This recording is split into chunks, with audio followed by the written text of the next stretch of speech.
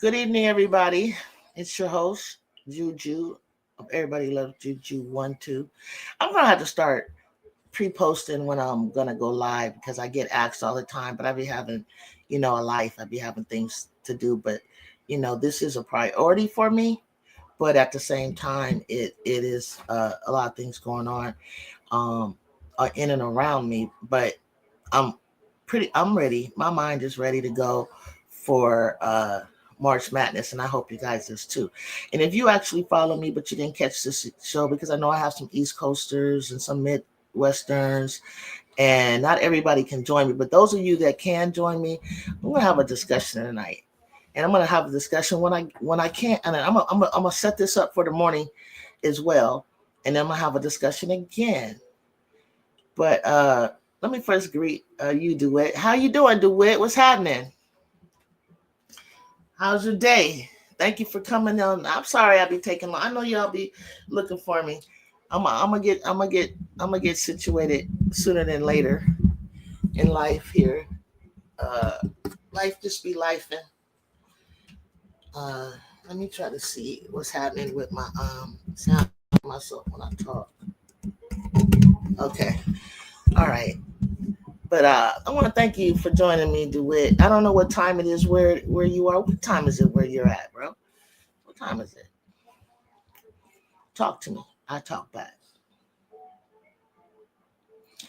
I've had a chance just to see all the chitter chatter, all the chitter chatter around YouTubers, media. It's great. It's all great. Half a day been playing Fortnite. Oh, that's right. You told me to you told I couldn't play today. You told me to it's 12:30 where you are. Cool. You told me to I need to remove some of my friend requests. I remember now.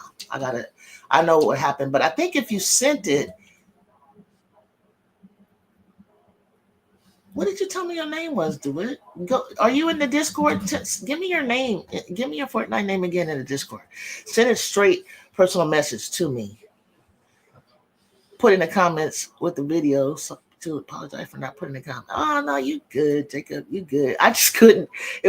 No, you put the comments, and I couldn't see who it was like that you were following because it cut off. It just showed the comment. That's all.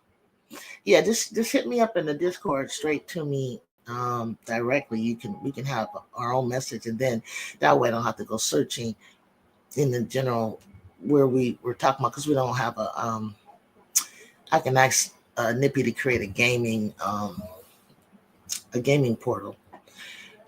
But like I said, it's I probably won't have a lot of viewers up because it is late. Look, it's 12:30 where DeWitt is. Me and Jacob are on the same time frame. But if anybody wants to go back and watch this video and hear my thoughts on some things, by all means, please do so.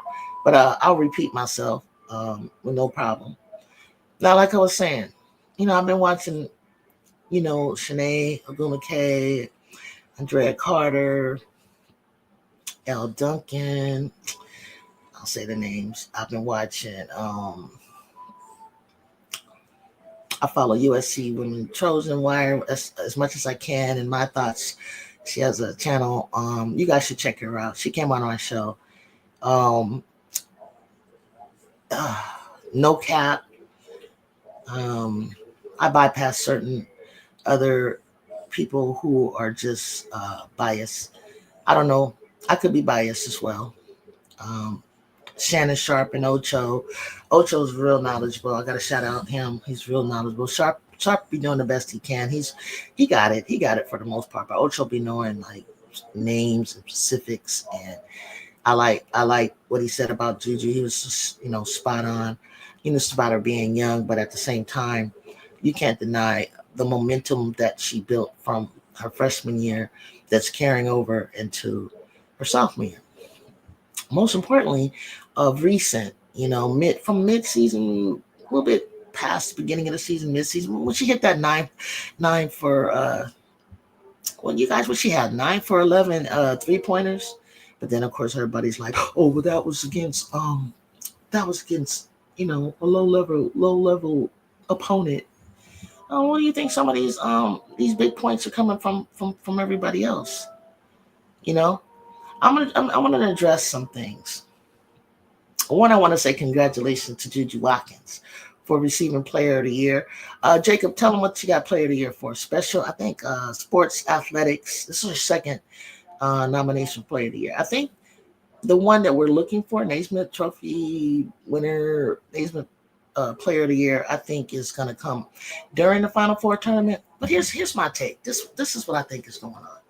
I'm looking at a lot of people's media's brackets, and before I do that, I want to talk about JuJu Watkins and her degree deodorant whole body spray commercials. Fantastic. She's doing a great job. She's such an introvert and she's just so shy, but she's coming out and she's really getting out of her comfort zone and doing a great job at it.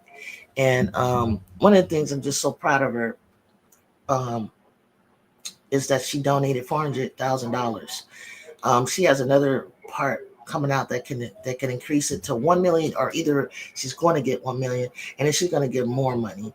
These kids are doing it. Sports News Player of the Year. That's what it was. Congratulations, JuJu Watkins, for your Sports News Player of the Year.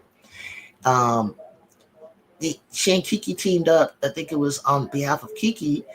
Also probably has a nil deal with them, and Kiki invited JuJu part of her commercial, so that duo hooked up, and I was really like happy to see them both. And then I also saw Kiki get a CVS commercial. She's a natural in front of the cameras. I mean, cameras just love her. I can just tell she's such a natural at it. But Flajay, she's doing Powerade, Gatorade. Flajay's a natural. Flajay been cleaning up on her commercials for a very long time. She's a junior now, so she's been doing her thing. Not to say that JuJu didn't have her deals last year, but she's really like stepping up right now. She got this new Gatorade bottle that I love. I actually got it. She got the Funko, and then they're gonna add another Funko. And those things are like only $11.99. Y'all, grab it because they'll be worth more later, you know, and so forth. What's happening? Miss D. She's getting top accolade. Yeah, she's First of all, Jacob, you gotta tell everybody. First team unanimous All American. She and Hannah are the only two since they said Maya Moore, Brianna Stewart, and I'm not gonna remember the other name. They're in great Maya Moore, Brianna Stewart. They're in great company. Hannah and JuJu are first team unanimous All Americans, um,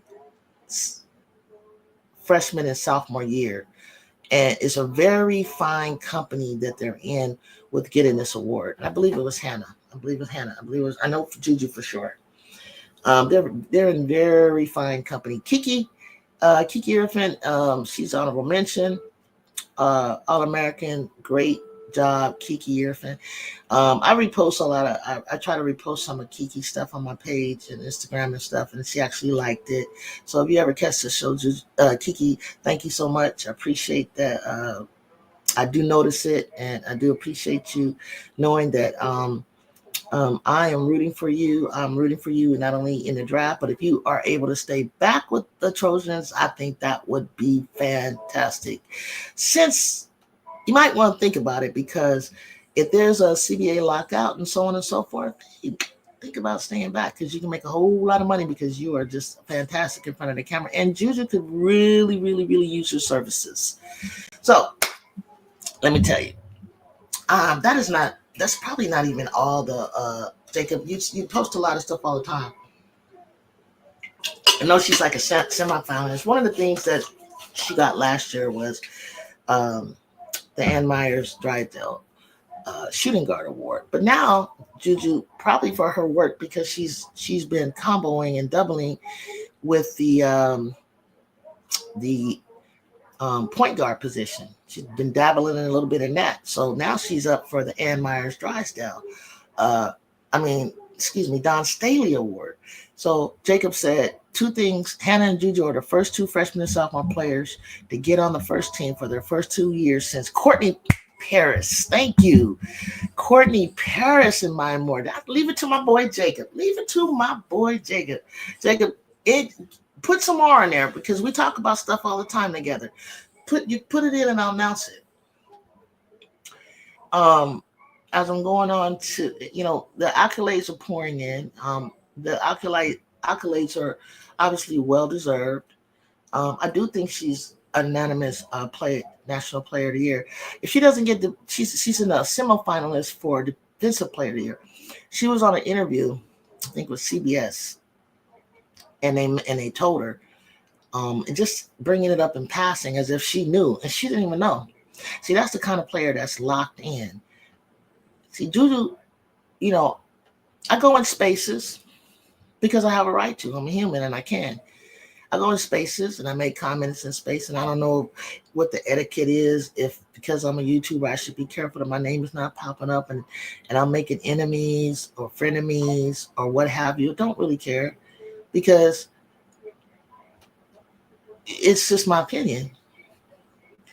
But I've noticed when I make certain opinions, certain people that have watched me and followed me are coming behind. And it's one thing to talk hoops. Okay. You can, if I make an opinion, don't take it personal. It's not a personal attack against you. It's not a personal attack against your favorite team. And I take it, and I can take that. And I have to take that in consideration too. Right. But if I knew you and we had a connection,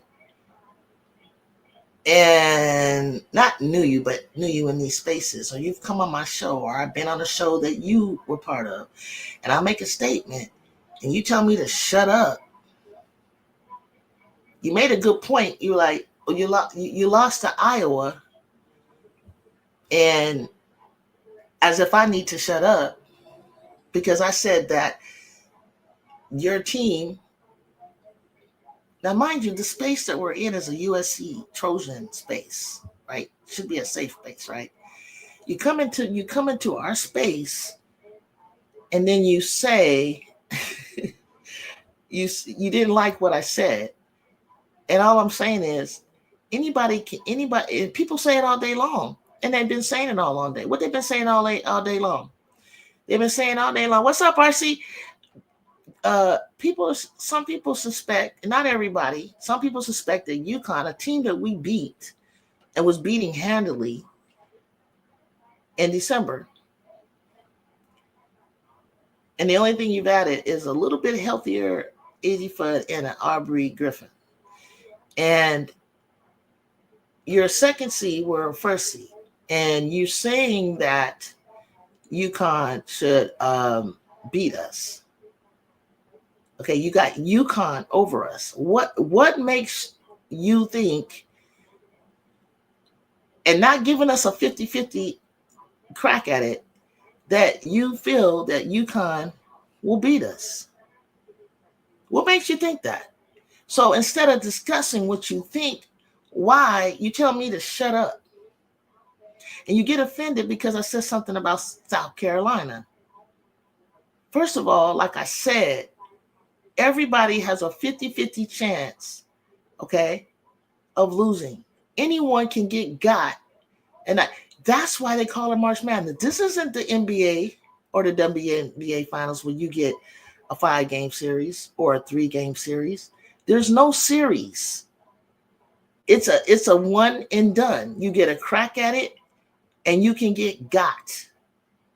So I see you in my spaces. I see you, and I see you because I get on the space and I say something, and then you come to my space and want to cheesy, smeezy, and smile in my face. But if you feel that what I'm saying is wrong, describe to me why you think that South Carolina can't lose. Or and then when I talked about it, I didn't even say anything about me about the Trojans beating you. I hadn't even got to that point. I didn't even get to the point to even we're not even there. We don't know, injuries could happen, poor play, flat legs, whatever the case. Anybody can get got. That's what makes this madness, right? So with JuJu, if anybody can get got, then why do you feel that way about UConn? Because I'm willing to discuss why not. I'm willing to discuss how come not. I'm willing to discuss my thoughts, and then you discuss your thoughts. You can say, well, we gotta press, and if we double triple do, and we don't believe that Kiki and Kennedy and Avery or can score.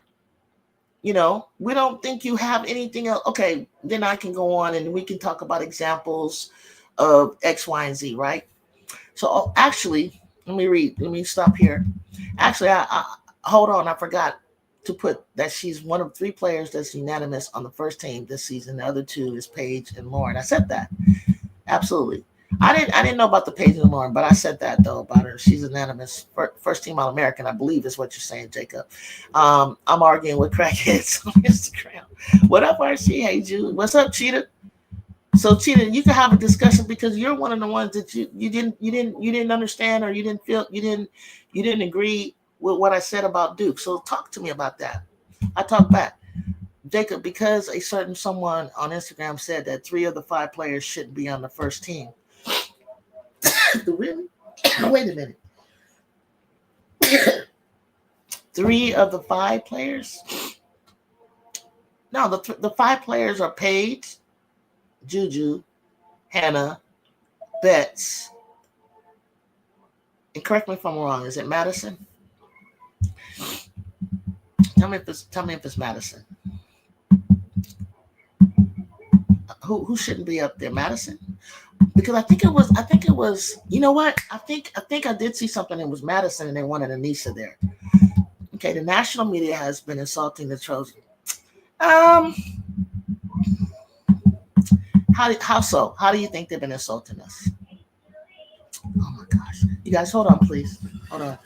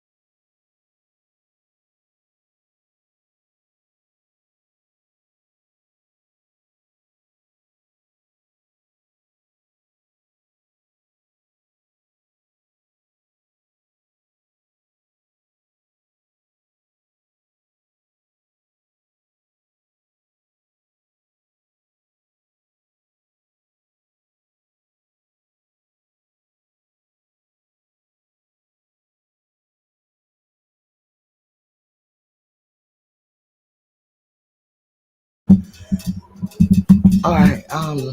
And that's okay. Tony Gore. What's up, Tone? Brianna Stewart received several awards and accolades during her college career, including three-time NCAA champion, NCAA tournament, most nice. She did, Tone, but we were talking about freshman and sophomore year.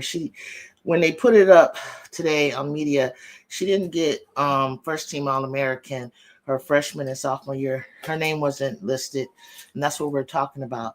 We're talking about All-American, not championships right now or tournament MVPs. We're not even that far. We're just talking about where the awards that have come out today. Yes, Brianna did all that, but you're too far ahead of me. We're not that far ahead right now. But she two-time Wade Trophy Big East All Freshman team. See, she wasn't a first team All-American in her freshman and her sophomore years. Chicago, we saw what you were talking about shit about Jew. That's what Jacob said, Chicago. Chicago, I'm here. I'm here if you want to address it. RC.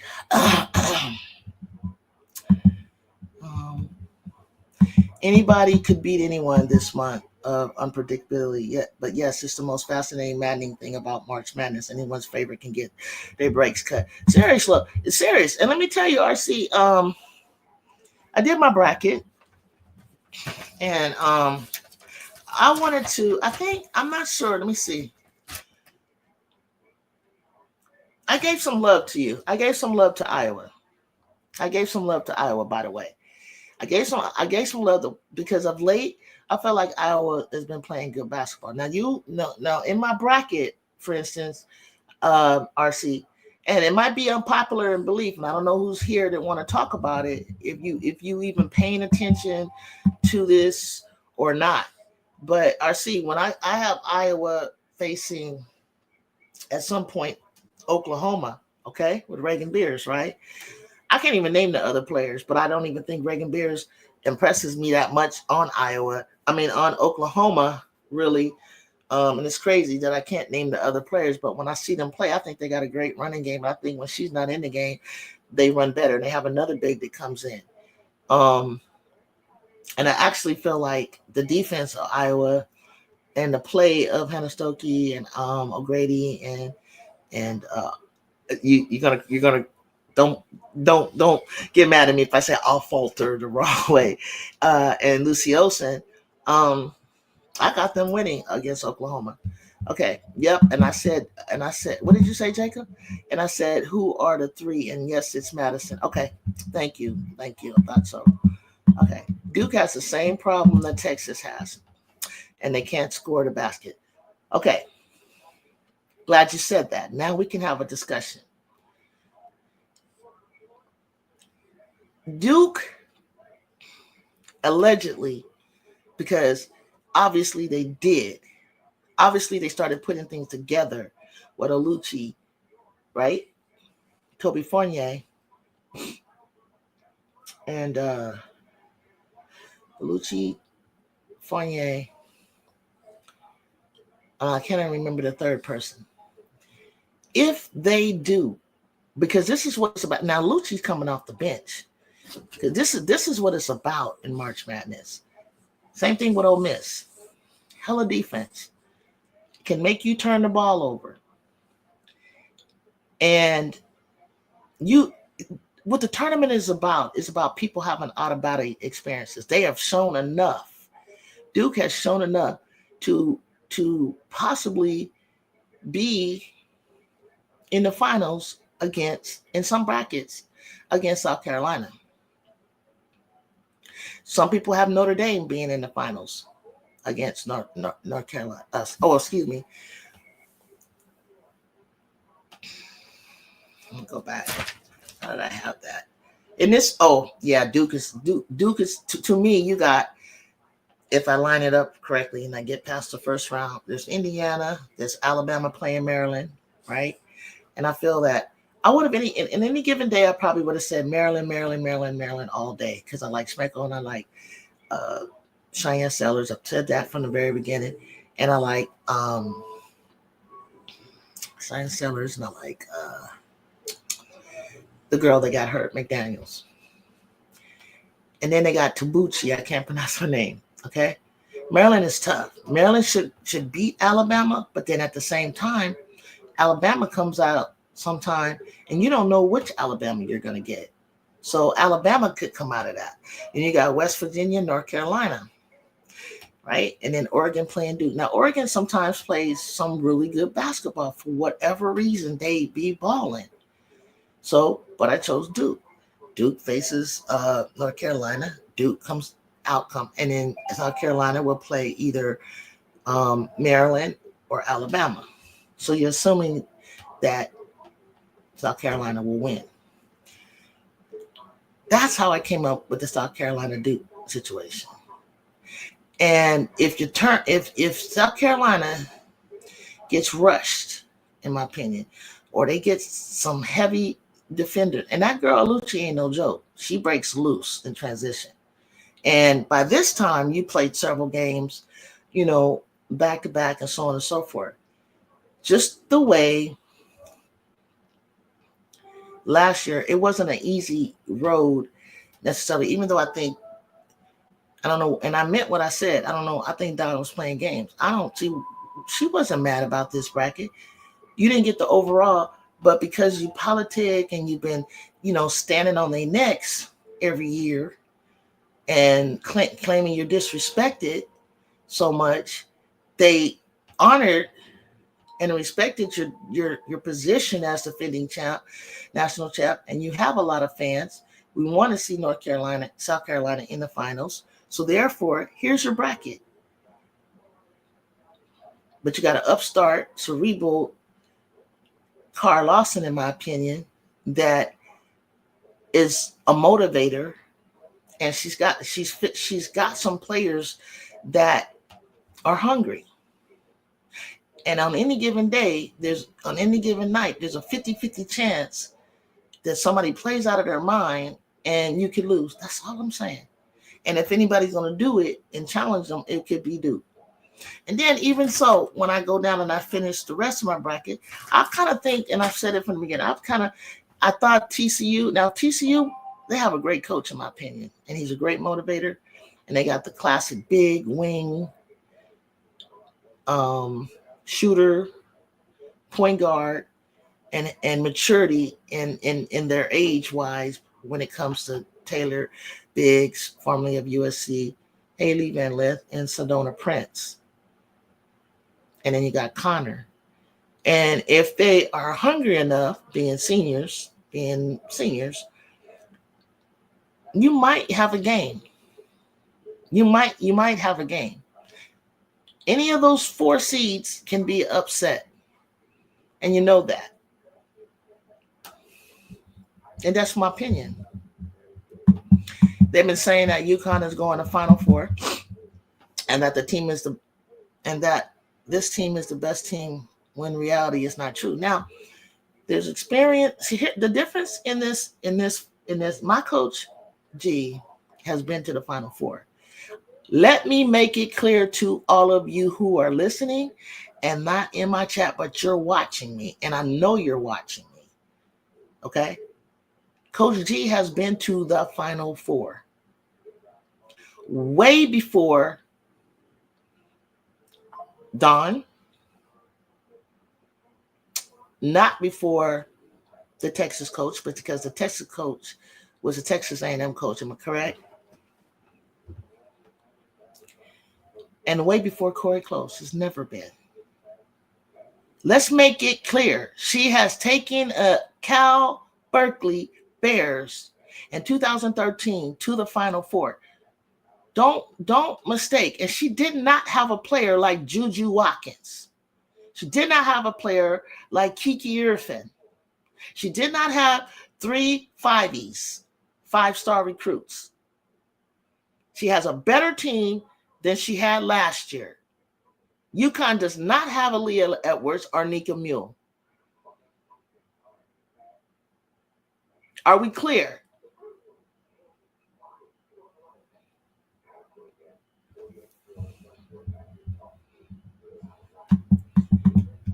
Now, I'm standing on business, right? Just the way everybody else is standing on their business and so sure of their team, I'm going to stand on business. And if I'm wrong, I don't have a problem with admitting it. Oh, that you're going to see how it goes down.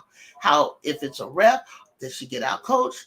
Did they play poorly? Was it a close game? Somebody won by one. We just lost. Whatever the case. If it's my business to say we got JuJu Watkins, who's transcendent, who transcends and comes to play in big moments.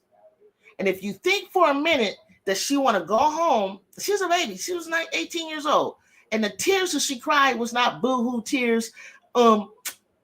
They hurt my feelings. It was a passionate tears, because she played her heart out and wasn't given the opportunity to go to the Final Four. What's the scripture? Comes to mind.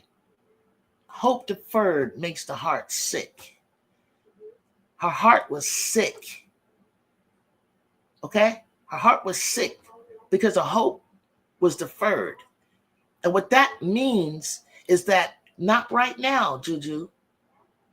And if it happens again, it's going to be not right now, JuJu. But mark my words.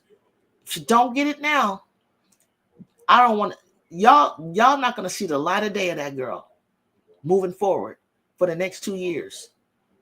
You're going to be sick of her, because she will win it. And maybe more than once. I do think that JuJu Watkins, Cheetah says, and the supporting cast will be motivated come tournament time. Damn sure it is going to be motivated with all this. Now that's disrespectful. You can at least be thinking that, see, and I get it, because the Golden Girl, Paige, it's her last year. And I think it's the craziest thing that we're playing each other. You know why I think that? Because you guys got it twisted. I hear people talking on their channels all wrong, talking about the most watched game this season was on ESPN between South Carolina and UConn. Wrong. It's between UConn and USC on Fox. Overall viewership was 3.4 million.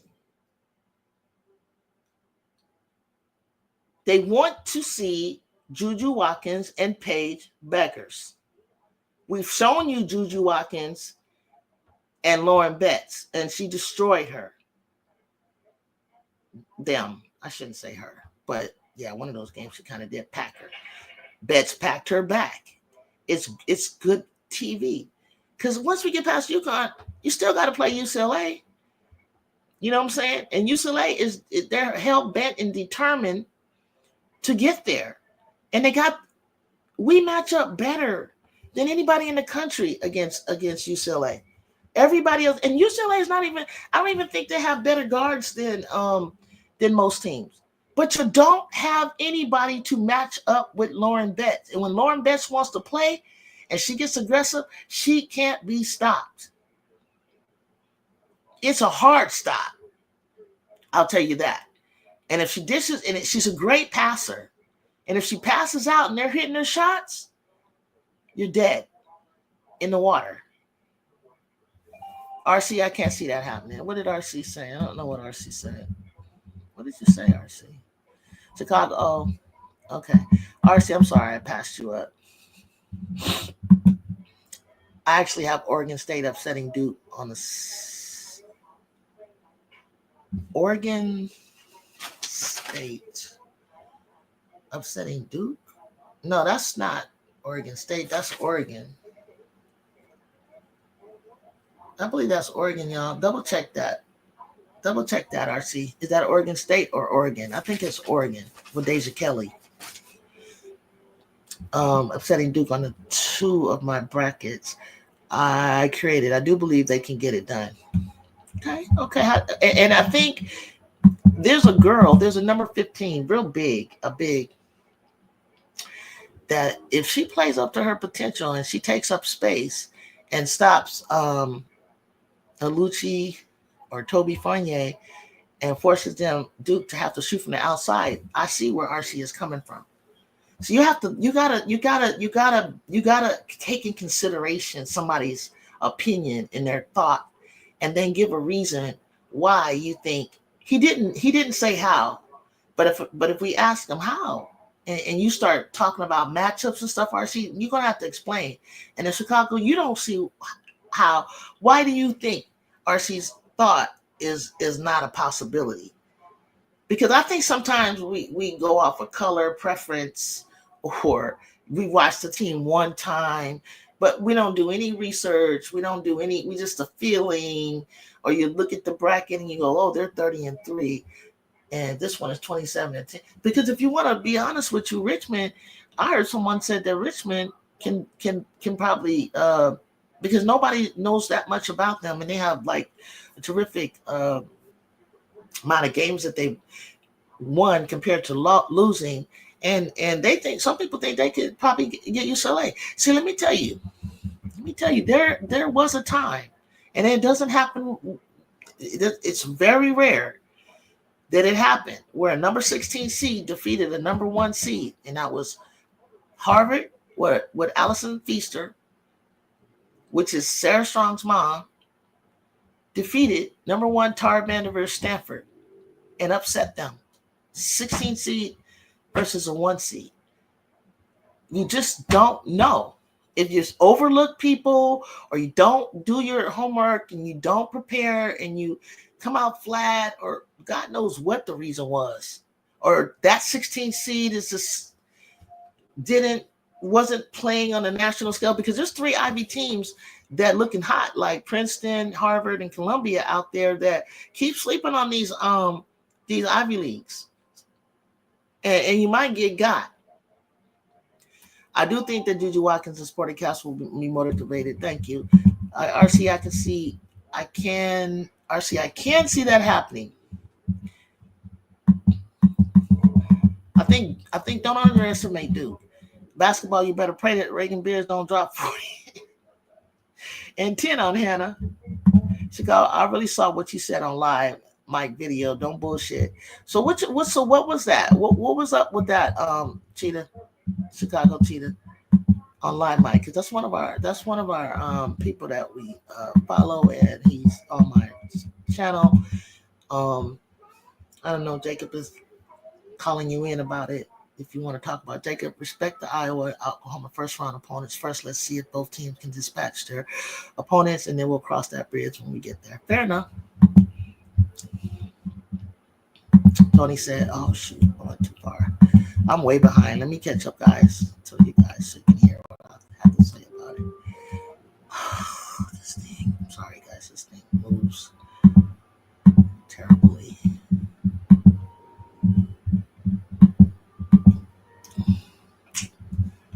Hold on. I'm trying to get to you, Tony. I know you're on the East Coast and probably got to get to bed. Got a big day tomorrow. Pray for you. To dental surgery. Tony said, any game, any night, that rim can open up wide,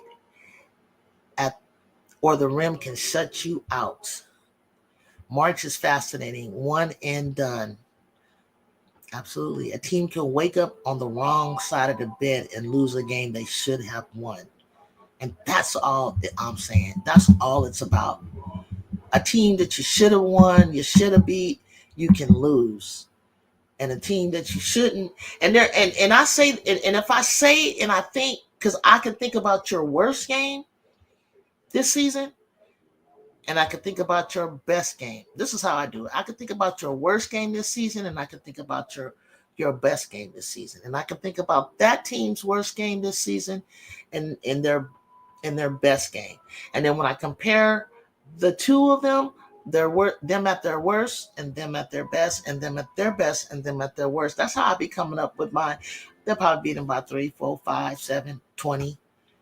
You know what I'm saying? Or somewhere in between. Because seeing you at your best and seeing you at your worst, because here's the thing, when the tournament starts rolling, I think that most coaches got things up their sleeve. They're not going to show everything they knew that they're going to try or got, but at some point you got to try to, you got to try that new inbound play. But you don't want to show too much because you don't want somebody who's scouting to see that play.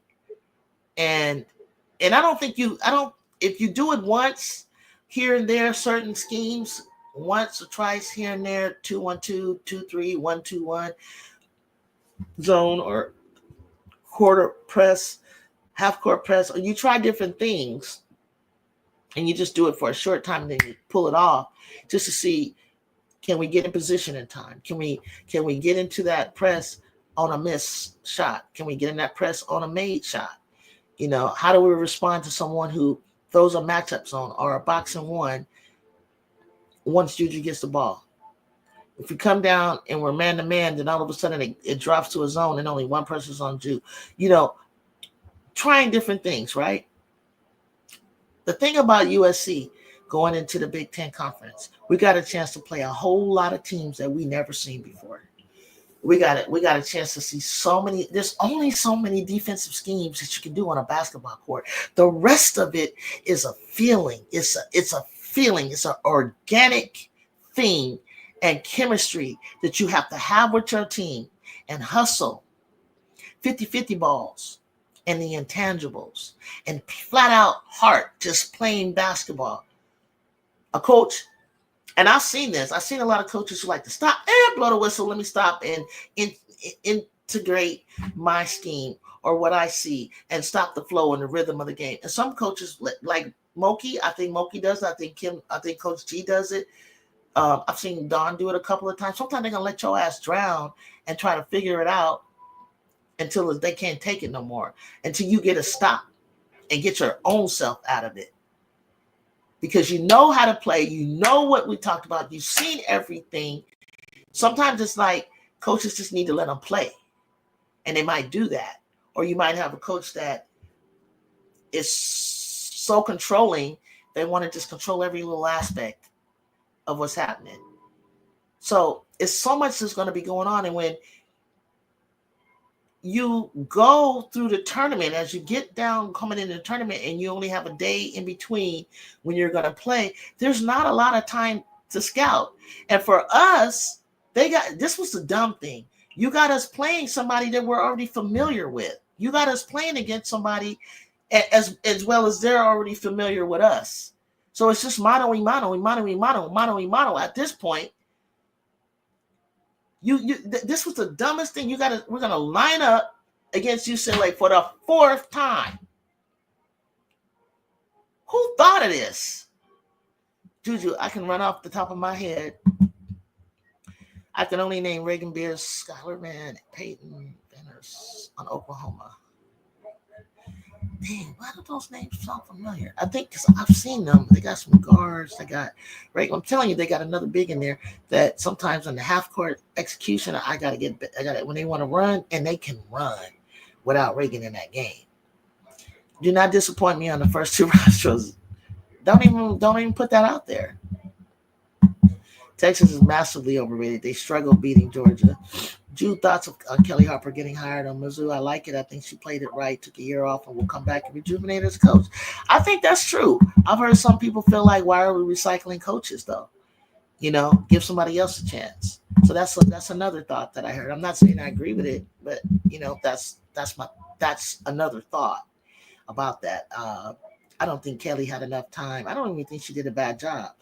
She lost to South Carolina on a humbug, on a 1 in 1,000 chance that a 6'7" center who hadn't hit a three all year would hit a three. Nothing to hang your head about, other than the fact that you blew a lead, I guess.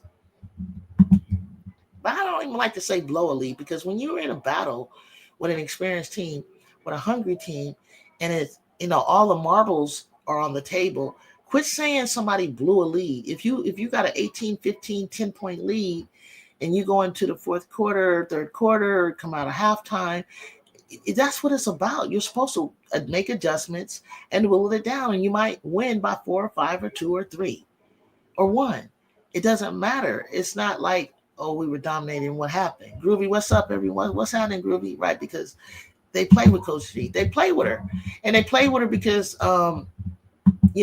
somebody got to be the scapegoat in all of this. Somebody has to be the scapegoat. Somebody has to be the key. You guys don't have. She doesn't have a championship. God damn it, we have championships back to back. Been to the Final Four 3 times. That was 40 years ago, Julie. Okay, but guess what? We're here now, and we got JuJu Watkins. And in 30 years, this child, the effect on this program is that she's taking it.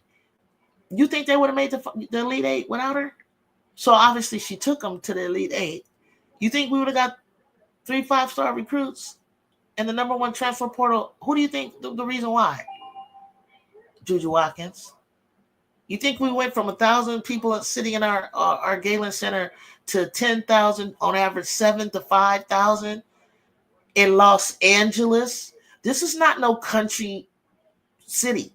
This is not some rural area, okay? Everybody doesn't want to come and watch women's basketball. You got to have a superstar in Los Angeles, okay? Not everybody going to get a mural where Kobe and LeBron and Shohei Ohtani of the Dodgers is up on. And billboards all around Hollywood and all around Los Angeles of JuJu Watkins, okay? The impact, the change of culture, the effect of JuJu Watkins is real, and it's not all of a sudden.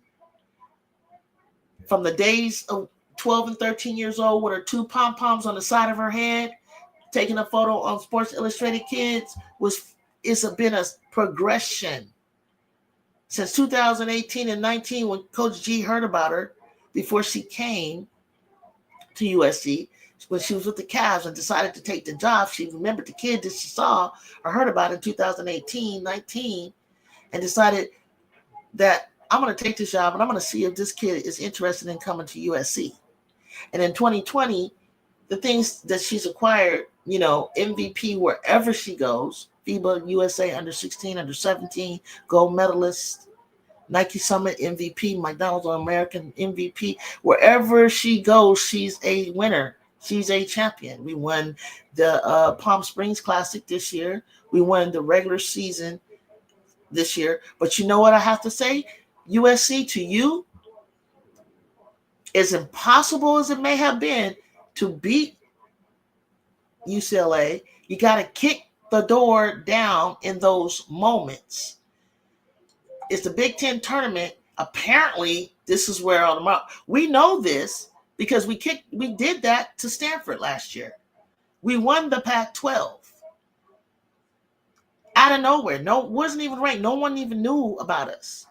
No one even thought that we could do that. We played through UCLA to get to Stanford, to win it, to get the number 1 seed. With a less talented team than what we have now. That had a number, what was Cam Green? Number 2 pick, something like that. Kiki Erfin's over there.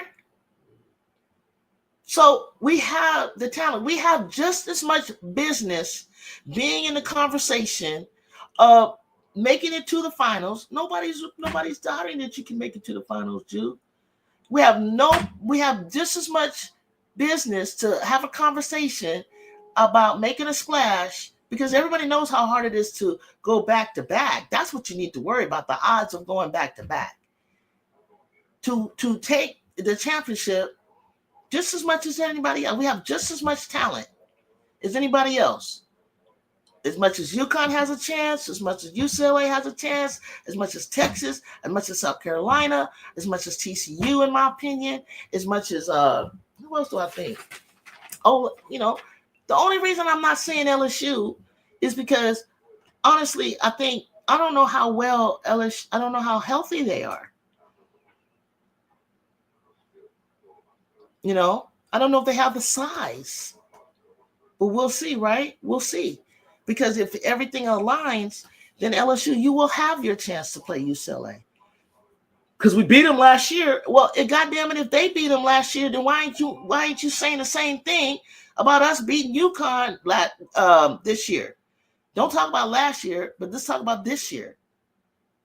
If I had to bet my house on it, a car, and I bet that USC and South Carolina will meet in the national title, and this is coming from a UCLA fan with a wishful thinking and win.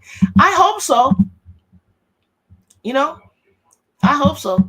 People thinking that a Coach G is scared of UConn when she literally has beaten them this year. When JuJu got doubled the second half, she adjusted. UCLA has never made it to the Final Four before. You're laughing. But before there was an NCAA championship, they won the AILW championship. So it's not like they don't have any championships in their belt. And I don't care if they never won before. There's plenty of people that have never won. There's got to be a first for everybody. There has to be a first for everybody. Because basically what it's really coming down to is the Big Ten against the SEC. And if it ain't us, then it's them. Because they're not going to play. If they get that close, if they beat us and they get that close, they're coming for blood. And you don't got nobody to stop Lauren Betts if she gets serious. You don't. And if you don't have someone that Janiyah Barker makes a difference. London makes a difference.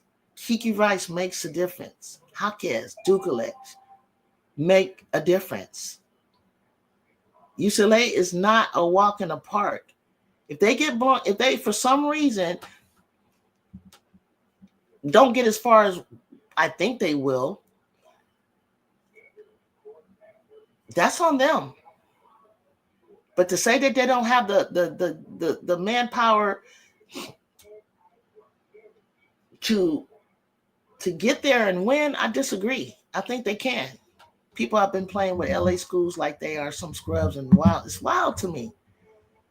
It's wild to me. It's just wild. It's just wild. It's just wild. I think you have less of a chance to continue to win and continue to win and to continue to win with less of a talent than it would, and not even full strength.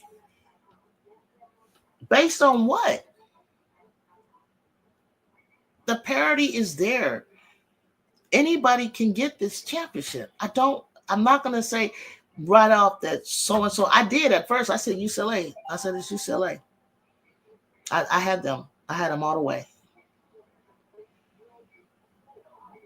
But until I started to see my team come together and gel, because I knew I had Clarice and I knew I had Rhea. If I have a healthy Clarice and Rhea, and then JuJu with the help side, and then also Kiki playing well, Kennedy playing well, the transition, our defense, like everything just clicking at our best, I don't see anybody that can beat us. Then I look at South Carolina and I seen them clicking on 4 cylinders. There ain't nobody that can beat them when I see them. Then I seen UConn, oh Lord, and I saw, well, what are the chances of threes falling like that? Or turnover galore, missing free throws, UConn has the lowest assist to turnover ratio in the country. They're number 1. So who's going to cause them to turn the ball over? And if they don't turn the ball over, they're one of the most efficient teams. So what's the game plan if you have to face them? Whether it be us, UCLA, South Carolina, because they got UConn winning the whole thing. Because there's a motivation, there's a story there with Paige. There's a storied history of winning with Gino. This March Madness is going to be one of the most amazing. It's going to be worth it. Whoever wins it, man, you the one. You the one. You the best of the best. Because this is one of the best that you're going to see in a while. It ain't no kind of, sort of. This is going to be some of the best that are getting through. You're not having this cakewalk to get there. It's going to mean something when you get there. When you get there, it's going to mean something. Don't mean anything. Iowa made it to the finals when they never made the Final Four before. Exactly. Their junior year, don't mean a damn thing. Wait, no, hold up, Jacob. When they never made the Final before CC. Oh, before CC Junior, because they have been to the Final Four. There's the first time for everything in this life. It won't be easy, not ever. That's why the shirt everybody's wearing, nothing is easy. This is not going to be easy for anybody. And if you walk through the fire thinking that this is so easy, you're going to get got. Everything, it won't be easy, never. But this is that year UCLA needs to make it to the Final Four. You know who really needs to make it is Notre Dame. So look out for them. They're losing everybody. They got to be so hungry right now. Hannah got to be so hungry right now. Everybody, we talking about all these other teams, and here come Notre Dame knocking your ass out. Or like North Carolina State came zooming in on Kenny Brooks and them, I think.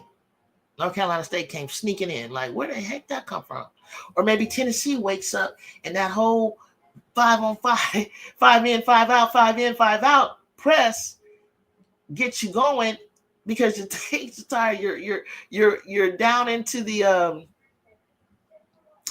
tournament, and you're so tired and you're just sick of them bringing all these different rotations in, and you get got. You know, maybe Hannah Stokey blocks Lauren Bett one more time. Iowa damn near, to be honest with you, Iowa pretty much won that game against UCLA. That was crazy. I'll give that game to Iowa. Iowa was hooping until Lucy slipped and fell on the girl. That game was going Iowa's way. It's going to be nuts. Same with LSU in 2023. Great example. Because Ju, I will send you money. Iowa had a generational player in CC that has nothing to do with UCLA's coaching in the postseason. What did CC do in that tournament? Was it really CC? Iowa had CC. What did CC do? Can anybody remind me? Was it really CC, or was it Marshall, Hanadoki, what, Megan Gustafson, Kate Martin? I don't agree that all they had was CC. When I looked at that team, I was in the tournament. She got down, but it wasn't just her. They played their asses off each time. When they beat South Carolina, when they lost to LSU, they ran out of gas when they played LSU. But I didn't just see CC dominating. I seen a whole lot of other players out there. And that's why it irritates me when people do that. I do not just see CC. I don't. I did not see that. I don't see that all the time with Ju. Ju's going to stand out no matter what. I don't care what team you put her on. She's going to stand out because it's just a style of play that she plays. It's a style. It's her hustle. It's her grit. She's a two-way player. So she's almost in every play. And she ain't in every play all the time. There was stuff going on with us that when Kiki can get hot, Malia was doing her thing. You know what I'm saying? Avery popping threes. Rhea getting rim protection and blocks and rebounds. We're number 2 in the nation in blocks, 7.1 a game. Like, it's not just JuJu Watkins. Coach G making adjustments. It's everything falling in place at the right time. LSU has a coach that won 4 national championships before, so it wasn't a surprise when they won one in 2023. RC, will see what happens, but UCLA has made it out of that bracket. Injuries can come. Oh, God, let's not even talk about that. Into play late in the season. Unfortunately for LSU, I have to agree with that, Tony. I was talking about how I'm not sold on UCLA. I really don't believe in UCLA. Okay, that's your opinion, and I get it. I was just giving you another way to look at it. Yep, I had uncles, cousins, hoop friends, and more tell me in 2023, I said, you have nothing to worry about with LSU, that the title is all yours, and I wasn't convinced. Just look at what LSU did to us. But guess what? You know what the key was? The key wasn't the main players. They got them there. But that final game, it was them, but it was LSU's bench players. And that's what has to come out. It'll be a surprise hero other than your main hero. Your main hero is going to get you there. Your main hero is going to have a great game. But it's got to be that intangible person that surprises and comes out of nowhere, that you didn't game for, that you didn't plan for, that just plays out of their mind because they're left wide open and they're just knocking down their shots. And that's what Carson was doing. USC Trojans versus SC Champions is kind of a match that I believe would be the best possible matchup. Man, that's not what everybody's saying. Everybody thinks it's UConn. And the only reason I want to see that is because it makes sense. There's the only two teams that really haven't faced each other. Well, what about Texas? Well, I don't know. What about Texas? Is Texas going to beat South Carolina? Wouldn't mind seeing them either. I don't really care who they play, honestly. I'm not sitting here like, I got to play South Carolina. I just want to get them to the finals. I don't care who they play. Notre Dame, Duke, South Carolina, TCU. I'm just naming all the teams that I think could have a chance. Yeah, those are the teams I feel like on that side of the bracket. I don't care who they play. Just get JuJu to the damn finals. Win or lose, get JuJu to the finals. No, I don't believe that would happen. But if there was a possible fourth matchup where you said it wouldn't be a good basketball, it would be a crazy game. But I think the Trojans would even the score. I think so. I believe so that they would even the score. I never seen like lose back to back to the same team. You know, to Oklahoma with the Van sisters, Sarah Williams, Liz Scott, Lexi Keys can run without Beers for sure. That's Donovan. See, that's what I'm looking for, Donovan. That's what I'm looking for because I seen them, and when I seen them when she came out the court because she was in foul trouble, and I was watching Oklahoma, I was like, oh, that's a whole different team right there. They need to pop Beers in and out. You know what I'm saying? Like, because the offense looks different when she comes in. I'll send you something in Discord. Thank you. Oh, you were really serious. Okay, you were really serious. Here, let me show. If you're really serious, I didn't know you were serious. Okay, I just put my. You really serious? Let's just put my Cash App up because I've been getting stuff from the Cash App, and I just want to thank you guys that have blessed me because I haven't hit 500, so I can't get monetized. You know, I'll be trying to keep my equipment up to date, and I'll be trying to buy stuff. So, thank you. God bless you for that. Let's see. Drew, I got Harmony Harvard pulling off a huge upset of Michigan State. Michigan State is tough, RC. Now Michigan State is tough, but I like Harmony now. I'm putting that Harmony. I ain't messing with her. That girl bad. I ain't messing with Harmony, but Michigan State tough. But I hear you though. If Harvard is that good, I'll give you that. What's up? Custom. Hi, fam. Just getting off work. Okay, cool. You on the West Coast? Oz is on. Remember, he worked for USC. He right there. Have you been going in the gym, peeking in? Can you peek in on the practice? No lie. I was trying to get JuJu's autograph today after practice. Damn, you missed him. You're trying to get up. I know. I was about to say that. Are you going in there trying to see what they doing? How they look? I'm gonna meet you. We're gonna hook up. I'm gonna come to the hotel to eat. And the other place you were telling me. I used to hang around USC back in the day. My play sister ran track there. Been to that dorm. Then I had a friend working Pardini. I always get it wrong. Pardini. I can't remember the name of it. Party dorm, I think it's called. That's where the freshmen stay. She used to work there, so I used to be up there on campus. And then I used to do a production play. I was the scriptwriter and the lighting director. So at the Bovard Theater, for the summer, we had a play all summer long at the Bovard Theater 1 year. Congrats to Audie Crooks. Congrats to Audie Crooks for making the tournament. Yeah, they had a play in today, and Audie Crooks had to play, and Audie Crooks won against an Ivy League. Princeton. Janaya and Tamia are two different difference makers. They're difference makers. Tamia actually started to find her shot. Man, you guys are in trouble. I'm in trouble. Tamia's starting to find her shot in the corner. And more like at the elbow there. And she's tall. You know what I mean? I'm not scared of them. We can match up with them. But Tamia's starting to find her shot a little bit. So you got to, make sure you pay attention to her. Janaya is starting to stay a little on balance on her shot. People wanted um, party, and we got people wanted party, and we got it this year. We got it exact parody. Sorry, wanted parody. We got it. People been talking about it all the time. People get tired of seeing the same team win. You know, it's not hate. You just want to see something different. Oh my God, when UConn was dominating or Tennessee, people just like. I think people really kind of love Tennessee though, because we used to like watching. Like they like watching Don up and down, wear Louis Vuitton. So they like Pat. And, Pat has won pulled some some really good victories out in the past, and it was fun. And there was a time when Muffin McGraw, seeing Notre Dame win. I love the time when Texas A&M won, and I think it was with Dick Schaefer. I remember with Sid Kosa, and they had I can't remember that big girl's name.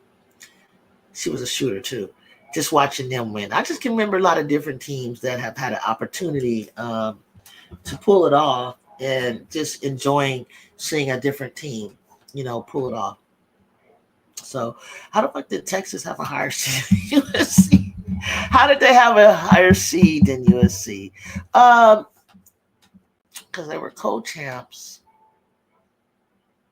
right? They were co-champ. I think they had four. I think UCLA and USC had 13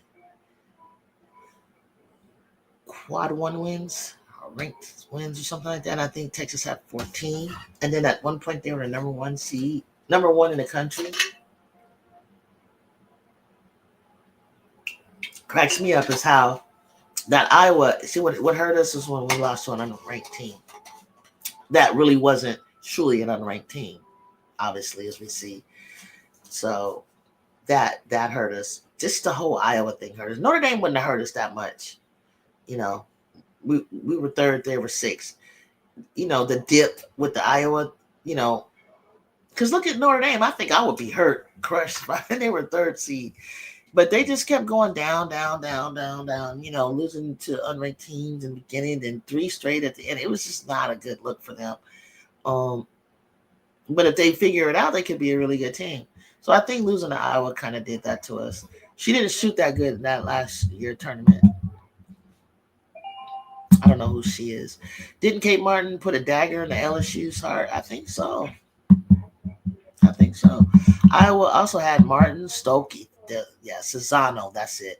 Marshall, Kylie. They had a squad. People forget that they got to the Final Four before Cece got there. No, people forget, and I'm sick of it. It's like all they had was Cece, and it's not even the Iowa fans to say that. It's non-Iowa fans that discredit the team that they had. They had so much chemistry. I think Marshall, if she had decided to go and play basketball in the pro, I think she could have. I think she really could have. Because she was a bucket. She was a dagger. Very smart player, very deceptive. And I just think they just seem like they had been playing together for years. Donovan, they did what year? What year, Donovan? It was Caitlin balling out, but she's had an outstanding complementary pieces around her. She did. The big Monica Cesano, Gabby Marshall, Kate Martin, McKenna Warnock. That's that girl, Warnock, and young Hannah Stokey. Yep, I agree. And then Jasmine Carson was LSU. Absolutely. Jacob Peril. Plus, don't forget Alexis Morris. That's it. Jump shot side sliders was on 99. Yep. Jacob, slight correction. It was an Elite 8 against Baylor with Gustafsson and Freshie Kate Martin. They got to the 8. And then eventually it's like you build, and then there they are, just like JuJu's going to do. You build, you got to the Elite 8. Hopefully, she builds to get to the 4, and then 4 maybe final, or 4 and then the final, her senior year. We'll see. 19 in the second half, or C in basketball. That's what she had. You're right about LSU. What am I right about? LSU JuJu. Going to need great play from role players. You're gonna need great play from your role players, from your bench. Whoever, and we got a bench, not the cash out. Oh, okay. Hit me in the Discord. Michigan State's bigs might win the game, But if Harmon goes for 50, now she ain't gonna go for no 50. That's a tall order. She ain't going for no 50. I'll put money on that one, Donovan. She's not going for no 50. Not against Michigan State. You're not. If JuJu didn't do it, she ain't gonna do it. I mean, she has more. She has more free realm. She doesn't have other players. JuJu has other players, so she didn't need to. But Michigan State, don't sleep on them. Michigan State gonna beat them. But I like upset. So if she does, I'm really happy for her. Don't sleep on North Carolina State. Don't sleep on North Carolina State. I think Duke is playing good ball right now. I like Michigan State too. Hell, I like Little Michigan. Shoot. If those Michigan Salazar, Olsen, Holloway, and the rest of that team and that coach just had one more player, one big, or just somebody in that crew step up. Michigan is tough. People got to stop calling Iowa State Iowa for short. That's so cringe. You stupid RC. If they get Oregon State, Tamia giving you 15 and 10.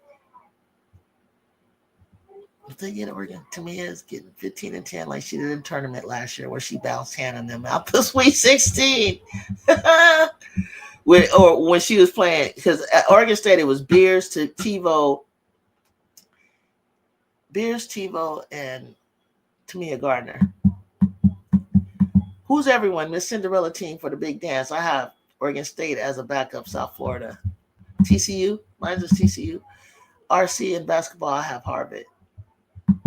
Maybe TCU isn't far enough down. So Cinderella is somebody that's coming from an 11 seed, RC, about 11, like 11 seed, the 11 seed around there. Well, JuJu, she's going to be 44. She's gone for 44 3 times this season, so don't put it past her. She did go for 44. She did go for 44.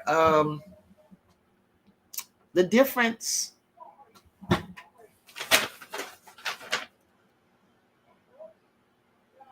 Let's see.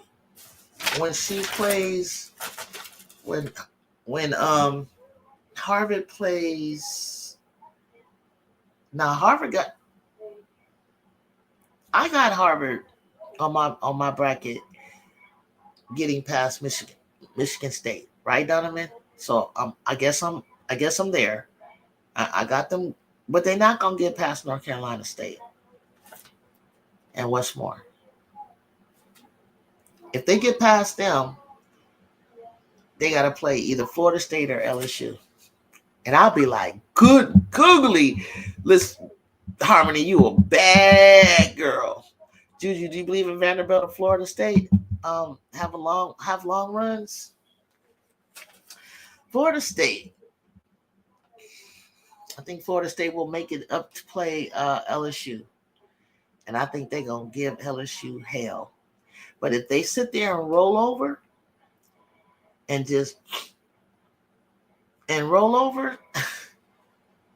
nah. If Tim's and Tanai Latson go off, and if Tanai is healthy, the only reason they could really give LSU a run is because of injuries, because Anissa and Flage are truly not well. That's what I think. And if Florida State gets past them, which honestly, one of my brackets, I have Florida State getting past LSU because I guess I don't feel like they're healthy. Sorry, guys. I kind of do. I kind of have them getting past LSU to play North Carolina State. And then Florida State, North Carolina State is more of a cool little matchup because I saw what was going on in the ACC. They're familiar with each other. But I gave the edge to North Carolina State. But Florida State might shock somebody. I would be very proud of the nation's scoring leader, junior Tanai Latson, taking her team to the Sweet 16, I guess it's the Sweet 16. I would be like, wow, because hey, Jacob, you didn't mention this, but Tanai Latson she's a second team or first. She's a second team All-American, huh? She's worthy of this. She's a second team All-American, isn't she? Why not? Go tonight. If you watch my show, go. Do your thing. Do your thing. Don't. What I would say to these young ladies, honestly, don't have no fear. Go out there and have no fear. I remember in high school I had a race. I was a junior. I didn't get to race these girls my sophomore year because I cut my leg on a freak accident. My calf muscle has stitches. And doctors were like, you cannot run. Plus, it was really going to be really hard. But I would have done it, but it would have probably busted. It was a deep gash in my leg. And I would have had to run against one girl that was older and one girl that was my age that had won the year before that I couldn't run. And they were bad. They were bad. They could run. These girls, if I allow fear,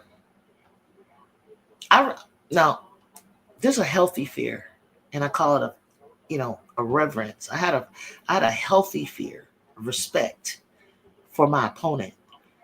When you have a healthy fear and respect for your opponent,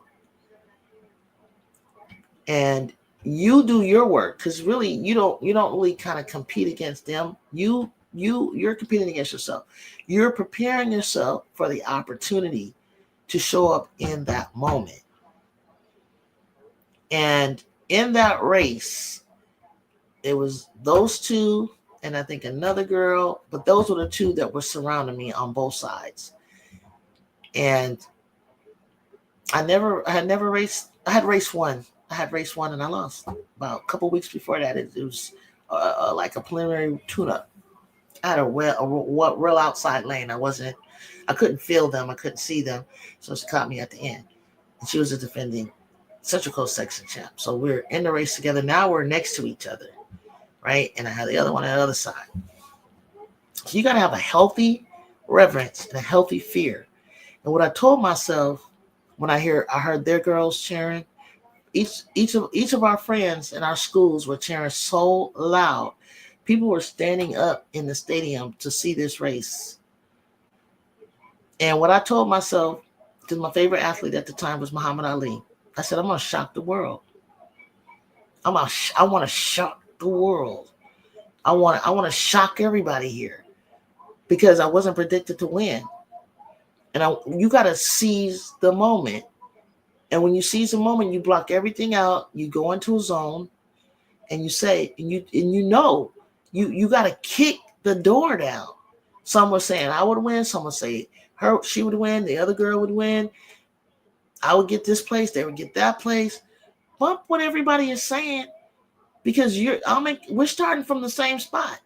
So if I said this to somebody on the phone, I said, if you're down going into the after halftime, you got to stop and realize, okay, we're playing a whole new game. It's 0-0. Or if you're ahead, you come out of halftime, it's 0-0.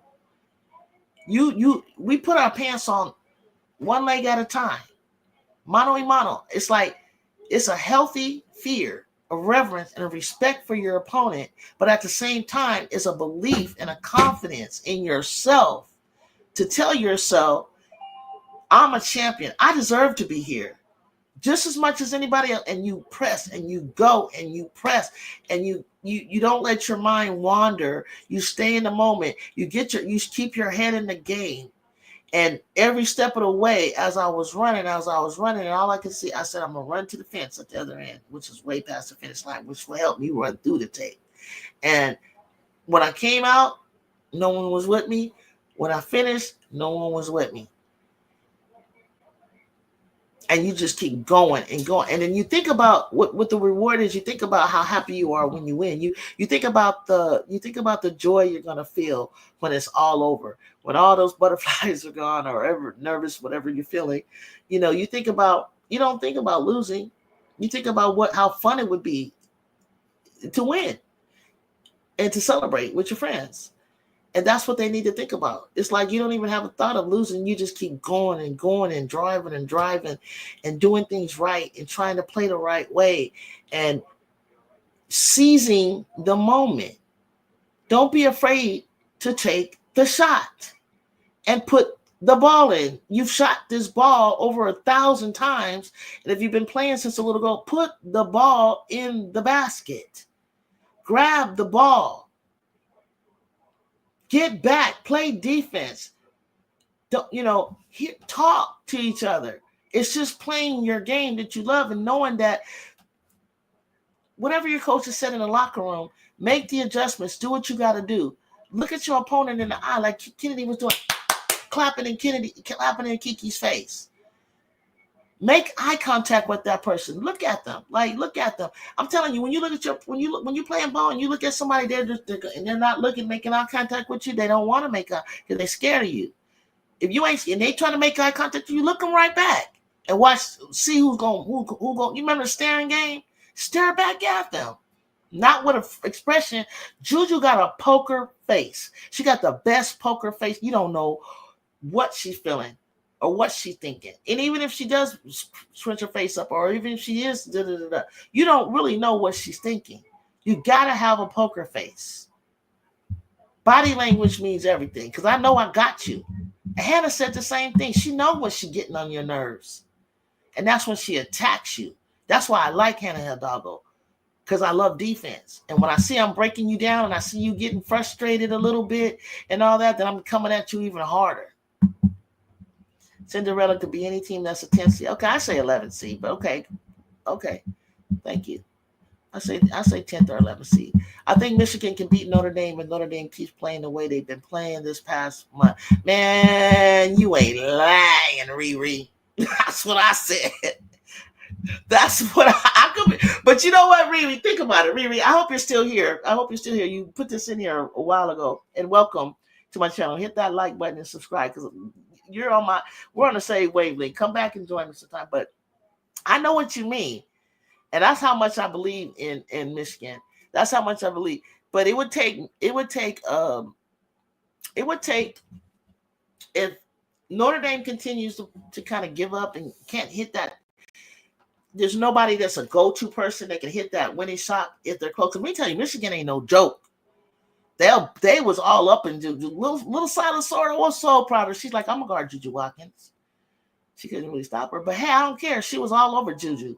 They fell on the floor. JuJu jumped up like, dude, why are you grabbing on my arm like this? Like, I was like, she was like, I don't want no problem.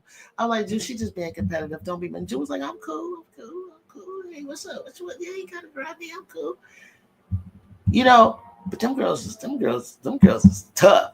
So Silent gonna be all up in Hannah's chest. Oh, she ready. TCU gonna upset Haley Van Lith, has to deal with a long arm athletic defending her. That's okay. Yeah, she is. I don't care. Haley is playing solid ball. She got change of direction on her ball. She knows how to hezzy go.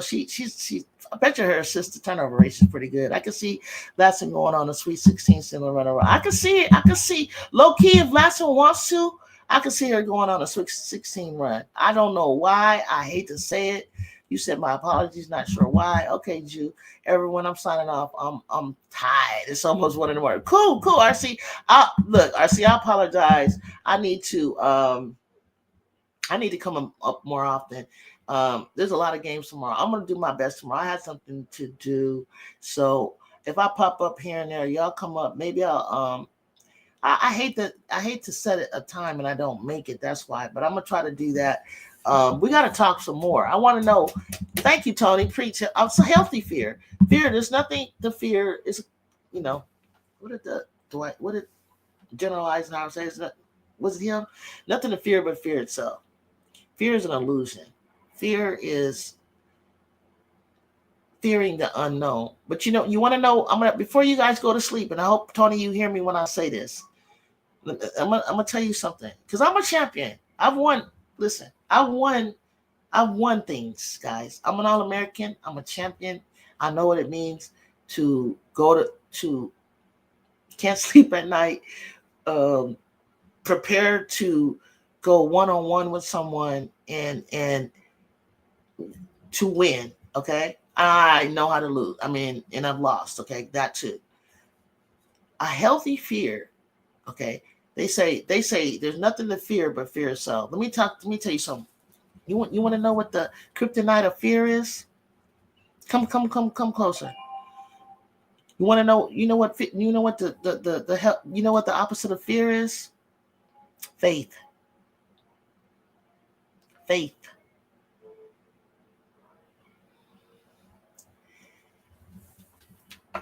Faith. What did my pastor used to say? Faith moves the devil. Faith moves the devil like fear. Fear moves the devil like faith moves God. Something to that effect. Basically, the opposite of fear is faith. Faith is the substance of things hoped for and the evidence of things not seen. The substance of things hoped for and the evidence of things not seen. So you have hope that you're gonna win, but you can't see it. But you hope and you have faith about something that you can't see because it hasn't happened. Doesn't mean that it's not and that it can't. It just hasn't happened. So with the works, faith without works is dead. So with faith, you got to add works to it. You got to put work into it.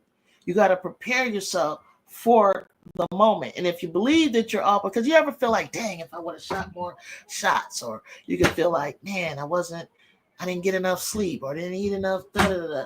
But if you put the work is not the day, the work is not this week. It's not last week. The work happens the beginning way back in the summer when you were in conditioning and you didn't do that extra pull up. You didn't add any weight to your weights. The work happens a long time ago. And then progressively as as the season goes on, putting the work into action is what's going to lead the best team or you or the best you to where you're trying to go. So the team that kind of puts together and controls the anxiety is able to control and slow the game down to is a way like it's times where everything is just going 90 miles an hour, all the crowd, all the noise, all the thoughts that are racing in your head, all the physiologically things that are going on. And you know how you control all of it? Breathing, breathing techniques, getting your breathing into control, getting yourself, and you can see things clearly. When I've gone into a zone and just I couldn't miss, the basket looks huge. And everything, my motion, my mechanics, everything was just flowing. No matter what I threw, just crazy shit. Like bam, hit. And I toss it up and I spin it the right way and it goes in. All this kind of I've had half court shots in the game.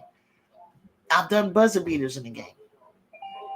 All kind of stuff. Like everything that I could want to think of except for dunk that I've been able to do, I've experienced it in real life situations that mattered, whether it be high school pickup, a pro am, college.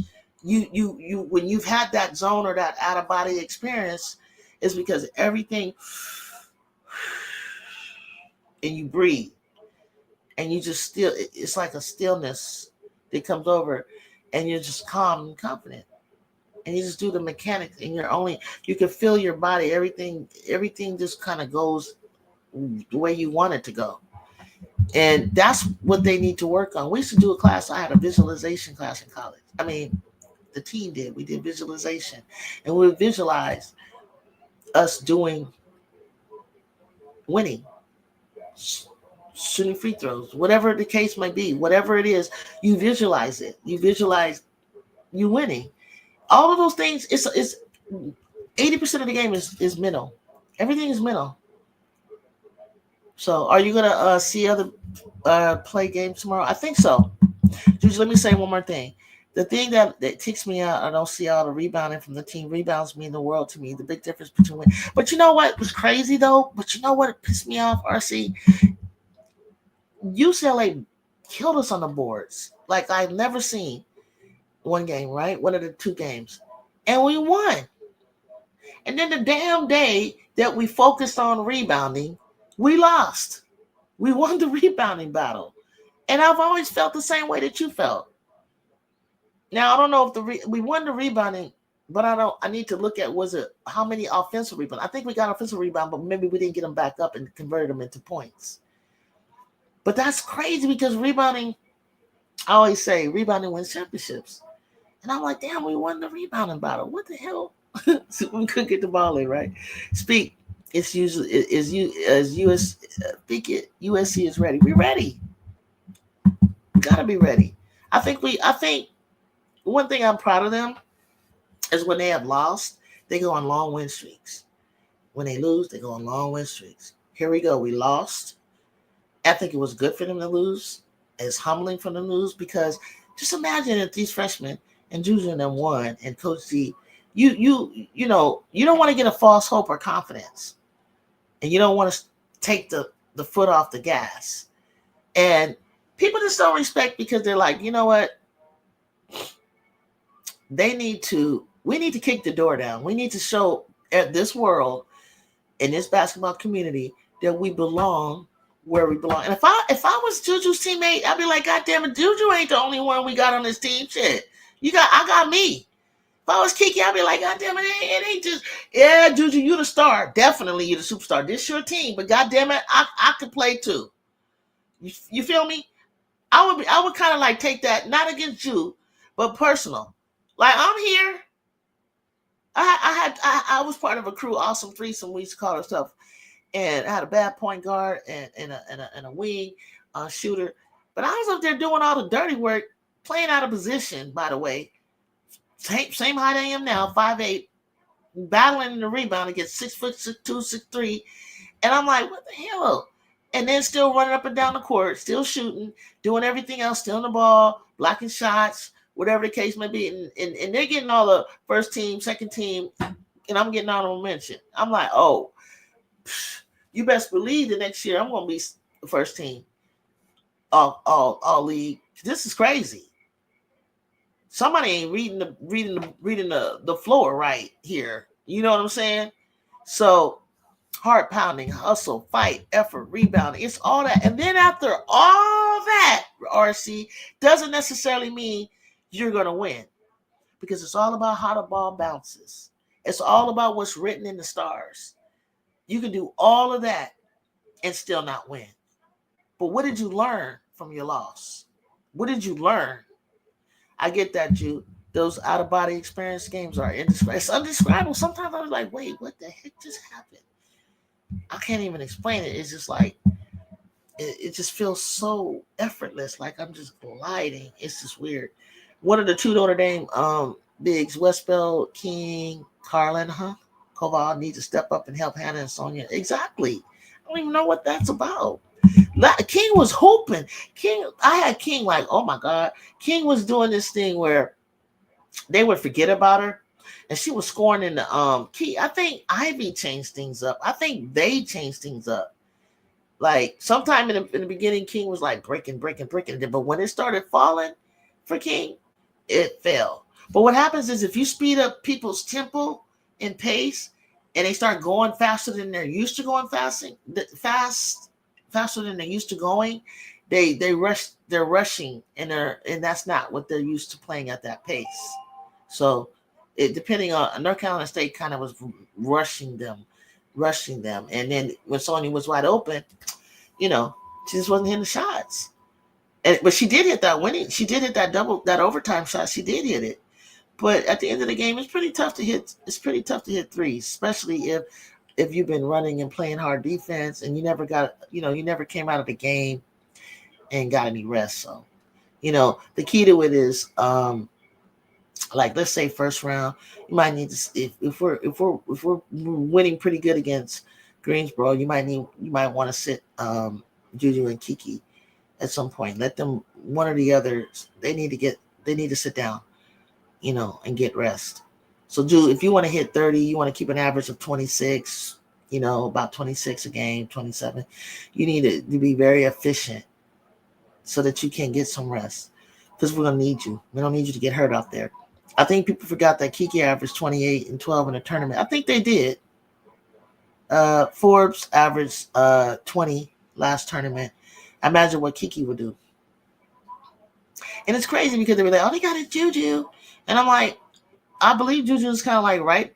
Kiki is right behind her in you know, in points. So I don't understand what that is. And she gets more rebounds than JuJu. So quit saying it's just JuJu.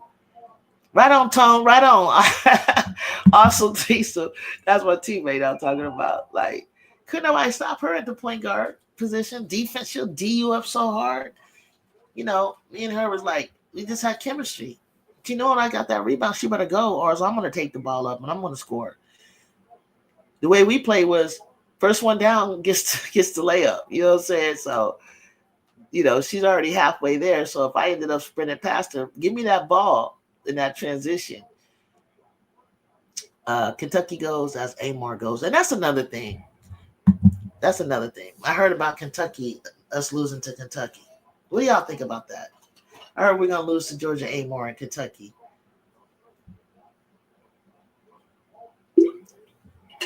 It's Georgia Amar and Strack.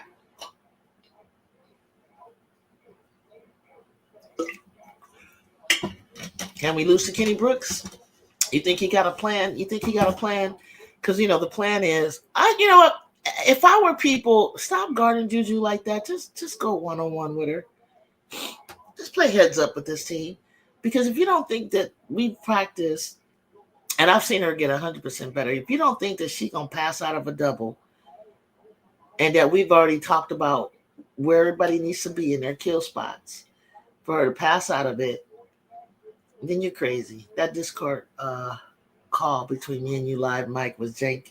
Yeah, that was cool. That was real good. We probably gotta have some more. We gotta have some more conversations, all of us, on that Discord call, because I was I gotta get the chance to see you live, Jacob, in person. So that was cool.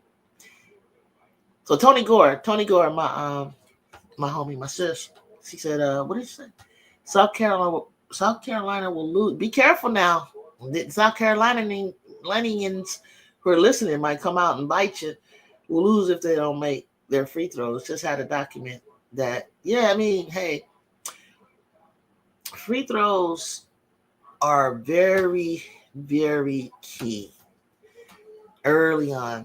That those free throws will come back and bite you. You hear it all the time. People say that. They don't want to admit it, but hitting your free throws is very big. It's a difference maker, especially at the end of the game. It's a difference maker. It could be the difference of you losing by 2 or 3, points. You look back and you're like, man, I could have made that free throw. And I think coaches need to pay attention. Like, does your player need to? Do you need to call a timeout right here? Do you need, or the other team might call a timeout to try to freeze you? Remember those tactics? Do you need to? Do you understand you have 15 seconds before you shoot the free throw? How much of that 15 seconds are you taking to get yourself together? And don't overthink the free throw, but don't underthink the free throw. And then get positioned to get the rebound if your teammate. You know what will make me a good rebounder? I just have a knack, like Angel and Rodman. I swear. And my teammate is right here to tell you. There wasn't a rebound that I didn't think I could get, long or short. Because I can see the way the balls came off your hand. I can see the rotation of the ball. I can see what side of the rim it's going to hit and ricochet off. And I watch all of my teammates and other shooters shoot. And I know, oh, shit, she came off. She was crooked when she shot that. It's going to hit that side. It's going to go. And I'll be right there way ahead of time because I can see how off balance she was. If it was a knuckleball, if it was spinning certain ball, like go get in position. And if I can't get in position, I don't just run. I'll stop somebody else that's near me. Doesn't have to be my man. I'm gonna stop them from getting in the mix if I can't get over there. That irritates me. You standing right next to a person, both of y'all is looking up. The other team and you. Why are you not touching them and holding them and getting ready to like box them out? Lazy. Just laziness. I wish I would do film with my team, and I would point out all of that as well as the good stuff. But I would point out all of that. Like, I see you. If you were tired, you could have tugged on your shirt and let me get you out. Don't cheat your teammates by staying in the game if you need a puff. Unless it's like there's no you got to suck it up. There's two different things. So they got mainly two dependable players, Amor Strack, and they both came with them. I know them. I know that. I already know what Kenny got. I doubt they'll lose to shot checking. Man, she be shot checking. I'm glad somebody said it. Oh Lord, when it ain't falling, she just keeps shooting. Kenny Brooks is a great coach, yeah, but he ain't got no Kitley. He ain't got that team he had at Virginia Tech. Boy, oh boy, he was coaching his little tail off. If Kitley wouldn't have got hurt, I think life would have been a whole lot different. Terror Destroyer. Oh Lord, I got a troll, y'all. Jacob, where are you at? You know, aren't you my wrench, bro? Are you asleep? Any badness user. Delete the comment. The Discord between me and Stanky Live was fun talking about basketball and just life. You know, it's just life. You're more than welcome to join our Discord. We get to know each other and talk. You know, Donovan in Georgia, Amar and Haiti Van Lift got another thing coming that they think they're gonna go into the WA shooting every other time of the court. I love USC's freshmen. They have to hit the shot when JuJu passes. They gotta hit the shot, Tony. They gotta hit the shot. Damn, they gotta hit the goddamn shot. They be wide open, breaking. No, not even breaking. Not even hitting anything. Hit something. Follow your shot. You know where it's going before everybody else does. That just kills me. And then you put your head down like, oh, girl, please. You missed a shot. Go down and play some defense. Ain't nobody thinking about that. Get it back on D. You should take it out on the on the defender. I'll be right back, y'all.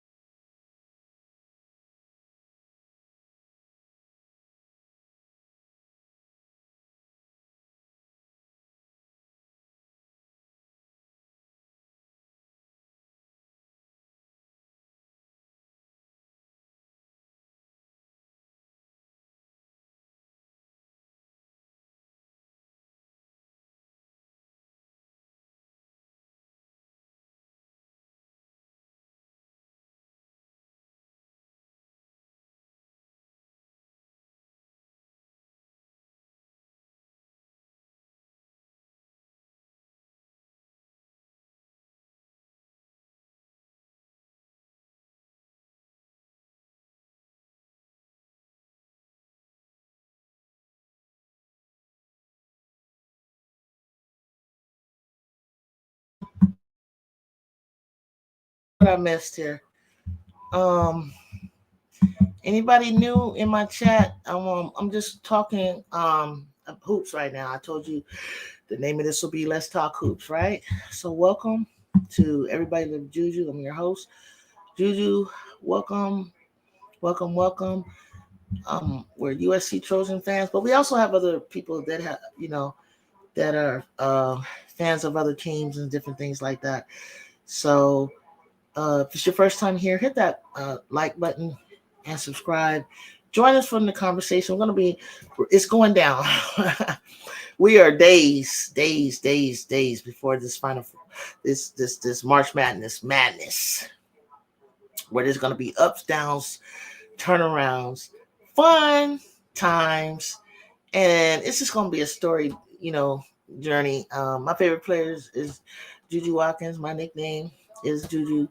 So, of course, I got an affinity to that, but I just love her style of play. I'm from Los Angeles. Well, I'm not directly from Los Angeles. I live in Los Angeles. So I'm going for the West Coast teams. I've always been an East Coast girl though, whether it be NBA, always been that way. For some reason, I always lean towards East Coast sports.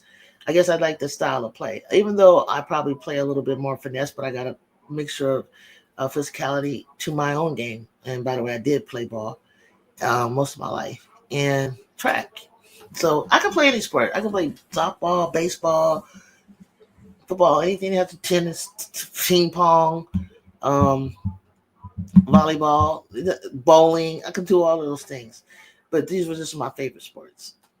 I thought I was the only one because she would go over 8 in a heartbeat. You talking about Georgia Amore? Like I seen her, but you know what I like about her though? You can't make them if you don't take them. And if you're gonna play a high octane offense and you chuck them, and you got that kind of team where okay, lots of balls are going up and you ready to go up and down the court and just get them up and maybe give your team an opportunity to rebound. If you got some real strong rebounders, shoot it. It's cool. I don't mind all this efficiency shit. Yes, you want the ball to go in. You want 90% of the time for the ball, to go in. But you know, not all the balls are gonna, not everybody's gonna be an efficient shooter. You know what I'm saying? But if nobody's taking the shot, somebody got to take the shot. You know what I'm saying? At least she's brave enough to take the shot. So, but sometimes I feel like Kenny, that's what you drew up. Like Amor was 5. I feel like she's 5'5". Like that. How tall is she? Did you even see the rim, Georgia? Jew, I didn't see nothing. I think they blocked me. And no, I'm not the wrench. What was the channel? Oh, dang, I still haven't done that. I got him out already. He gone. It said Tarot Reader. I got him. London Jones, Georgia Amore never seen a 3-point shot they didn't like. JuJu and Jacob. You're right. Dawn got those burgers over there. Opposite coaches have a problem with that. I hate Brooks got into the unnecessary conversation. Oh, it wasn't just Brooks. Yeah, who was it that was saying that about the McDonald All Americans? Hell, we got 5. I mean, it was everybody. I don't know what his point was. Brooks said it. Dick Shaver said maybe it's just gamesmanship. Y'all know what gamesmanship is? Maybe he said it just to get under her, to get under their skin, or maybe they were making a point. Like, of course they're gonna win.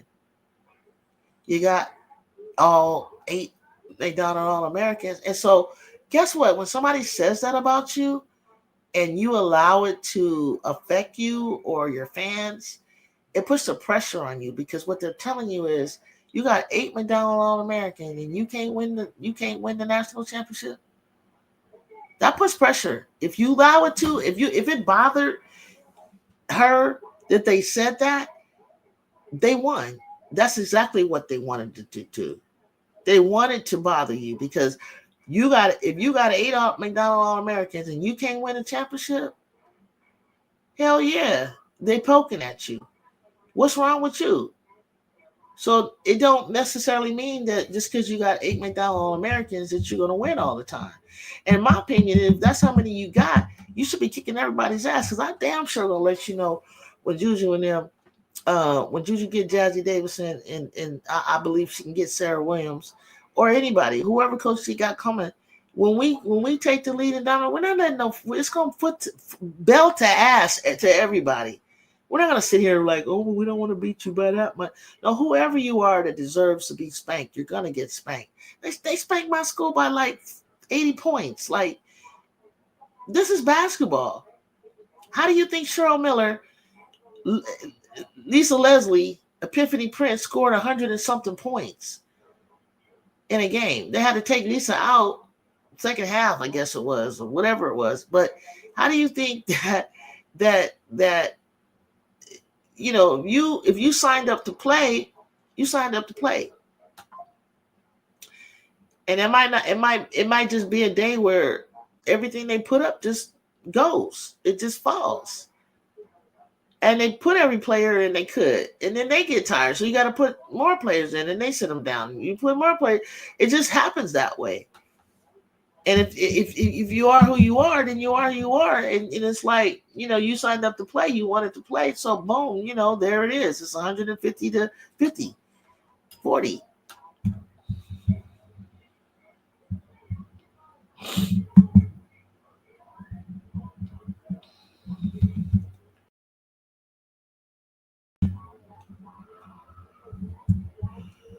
The stream tripping.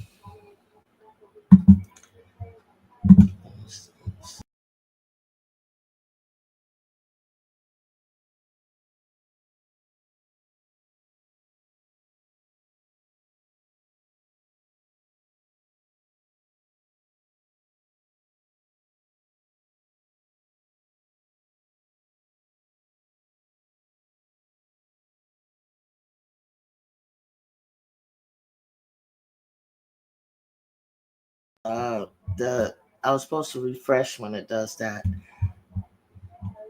There's actually nothing wrong with McDonald All Americans don't just fall into laps. It takes so much to get them to your program, and it takes even more to make them buy in. It's a process. It's a lengthy process. Absolutely. Everybody can't go to South Carolina. Everybody can't. Everybody don't fit South Carolina. Everybody don't fit UConn. Some people didn't want to go to UConn or Tennessee because it's cold. You know, some people don't want to deal with the South. I'll be honest with you, West Coast people, we don't want to go to the South. Not everybody want to deal with Southerners, so it's not Southerners, but the South, the culture of the South.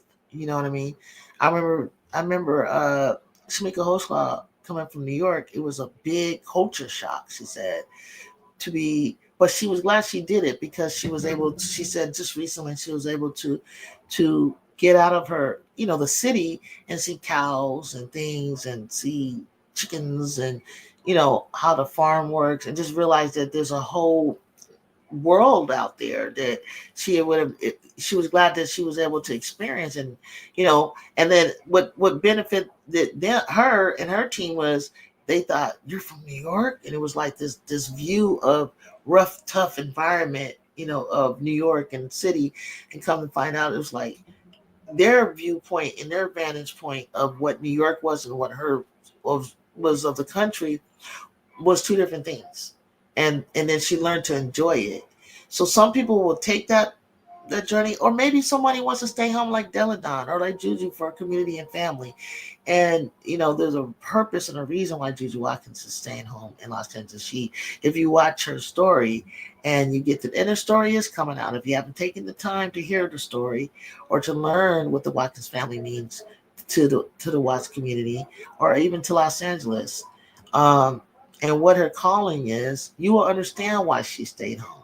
Everybody's like, well, don't you want to win a national championship? Why can't I win it? Why can't I win a national championship where I'm at? Why can't I stay where I'm at and build where I'm at and have people come where I'm at? Well, everybody's like, why don't Michaela Blakes and Camille leave? Why do they need to leave? Well, nobody's going to want to go to Vandy. Why? Vandy's no different than Tennessee. They got resources. They got a beautiful facility. I saw their facility. Why not? Why not? Freaking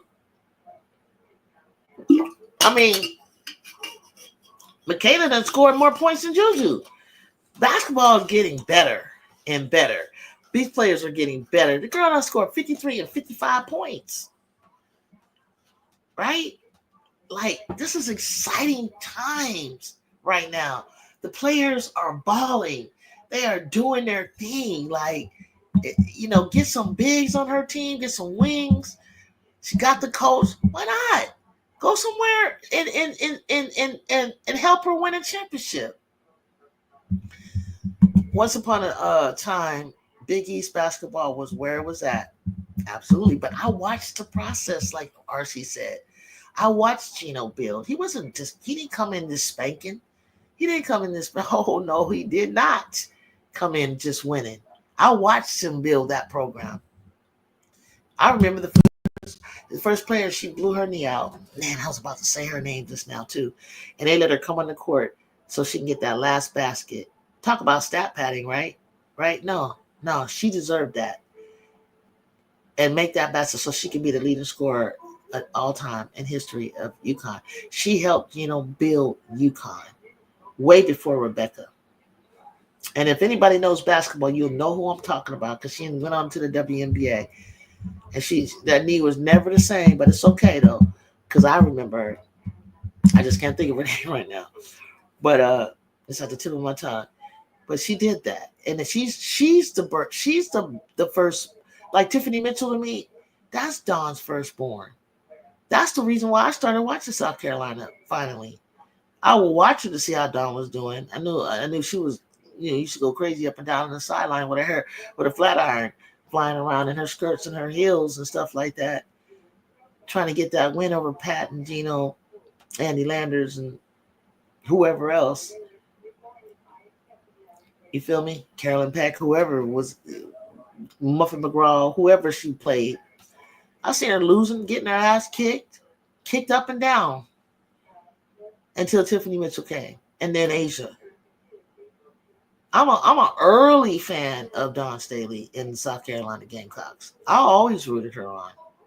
So don't tell me anything. I'm just a West Coaster. How am I supposed to just jump ship fully when I got a chance to see culture and legacy be built at USC, which I've said it before. The standard was USC. The standard was Louisiana Tech. That faded off, and it was USC. Early days winning championships, going to the national championship 3 times in a row.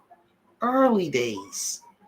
Texas won that my junior year, 86, 87, or 85, 86, I think. Texas Longhorns, Joni Conrad. It was Kate Yao. It was like, man, don't tell me about basketball. I done seen a whole lot of basketball. But hey, you want to talk about recent stuff? Shoot, the Gamecocks are winning, but look at LSU came out of nowhere. Look at Baylor. Let's talk about Baylor and Brittany Griner era. Talk about Georgia, Teresa Edwards and Katrina McClain. Let's talk about Auburn with Ruthie Bolton. Talk about Mississippi. You got Louisville, Angel McCoughtry. You got Shoni Schimmel, one of my favorites, the Native American. It's a lot of teams that I've watched, I liked, and I rooted for. And mostly players. You know what I'm saying? Mississippi. Who was the girl? I can't remember her name. Everybody knows it. She was the only one they had, and she was bad too. Arminty Price. Rutgers University was dominating. There was a time when Vivian Stringer was at Iowa doing her dang on thing. I knew about Iowa way back then. I knew about Iowa when they had Machine Gun Molly Bolin. Kim Mulkey had a kickback about the Mickey D's players. She did. She said it. She had McDonald All-American too. I like Mulkey's coaching game. I like her as a floor general when she played. Tony Gore is so weird. My teams are Iowa, UCLA, but I think my favorite coaches are Carl Lawson and Kim Caldwell currently. I have my moments with Corey Close, rookie coach Jan Jensen. Jan be doing the dang old thing. I ain't mad at her. JuJu, Tamika Catchings, and Meek Lit. You better believe it. They changed Pat Summitt's whole coaching style. She changed up to get them there. And just had a whole bunch of black girls just hooping along with Ace Clement and Sydney Spencer. Balling. JuJu, now you got me thinking that damn movie Wayne's World. If you build it, they will come. If you build it, they will come. I remember reading that recently. I just don't remember her name. You talking about the one I was talking about from UConn? I feel so bad because she was bad too. She was a bucket. I can't remember. She was all they had. But she was doing a doggone thing. Corey Close is a heck of a coach. And this is Tony telling you guys. This is Tony Gore actually knows Corey Close. Has a cool relationship. I actually got tickets from Corey Close from her. Me and Tony went to the game. She called her up, boom, got him. So people talk about Corey Close. You don't really know her. Corey Close is a heck of a coach with her X's and O's. I remember when she was assistant coach at Florida State. She's assistant coach at Florida State. I like Aaliyah Chavez. I firmly believe she's about to be a powerhouse evolution generational talent. She's not going to UCLA or Iowa, and yet I really think I'll be a fan wherever she goes. I don't know what to think about this girl. Like I can't the kids that she's playing against, I can't get heads or tails if she's good or not. And that's no knock against her because I did the same thing with JuJu. I cannot get heads or tails because I didn't go back far enough to see JuJu when JuJu played.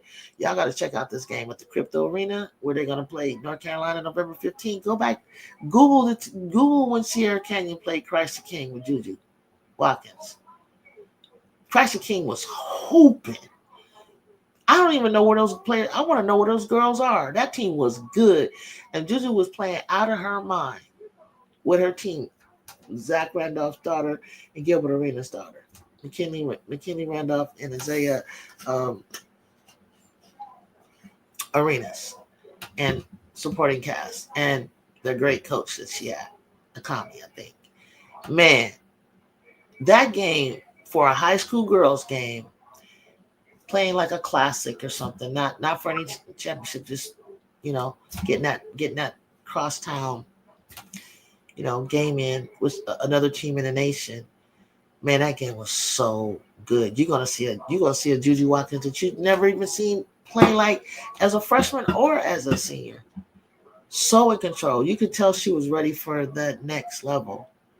JuJu and Tony, you have a great point. Corey Close didn't survive at UCLA 14 years for nothing. She sure did. She was trained. She even had her mentor. I think she got to talk a lot with John Wooden. Because I remember the coaches. Nikki Caldwell coached there. I don't know if that was her last name, Tony, at the time. Before that, one of my favorite coaches, I liked her. Oh, God, I can't remember her. She was getting to the Elite Eight, and they cheated her, and those referees ran out. I was like, you just let the person take the ball out of bounds and move out of the box. You know how it's not a made shot, but there's an out of bounds play. You can't move. And it was 0.8 seconds, and they moved and threw the ball down the court, and it was illegal, and they could have blew the whistle back, and UCLA would have won, and they made the shot. And UCLA would have been out of the Final Eight into the Final Four. I'm never going to forget that day. We were livid.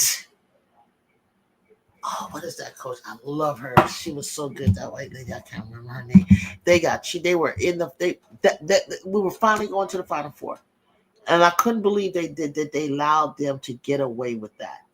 Everybody was talking about it. If we had the internet, it would have blew up. I'd never seen a bunch of scary ass officials. I said, when they replayed it and everything, and I was like, I think it was against Tennessee. I was like, you just let them take more than 2 steps, taking the ball out and line themselves up and throw it down the court. Tipped off someone's hand, went to the person threw it. You guys, UCLA, and RC, you a UCLA fan. If you know what I'm talking about, you need to look it up. They were this close to the Final Four. I mean, this by a hair. They had the right team to go to the Final Four. It was the most sickening. I mean, to this day, I still feel like that is the most highway robbery I've ever seen in college basketball. Yeah, you were talking to a buddy of yours where we're saying it's really hard to pinpoint if a star athlete can make the jump from high school to the college level. It's just kind of hard. I mean, you can see it, but you just never know. People have bet on it and they've gotten wrong, or maybe players didn't get any better once they got there yet, or JuJu lived up. So many people know it that we follow. She lived up to the hype. We didn't know yet. She lived up to the hype. Even her coach said it, and we couldn't even understand it because I was like, how did the game slow down for her like that?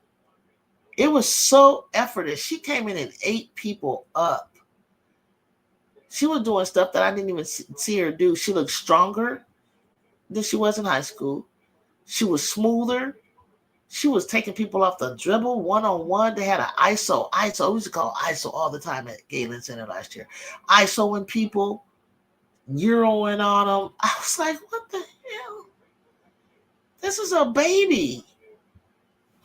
Talbot is smooth offensively, but her defense needs some attention. See, I can't get with that, but she's gifted on the offense. I really just watch high school's effort and attention to detail, and watch them. See, you got to play some goddamn defense, bro.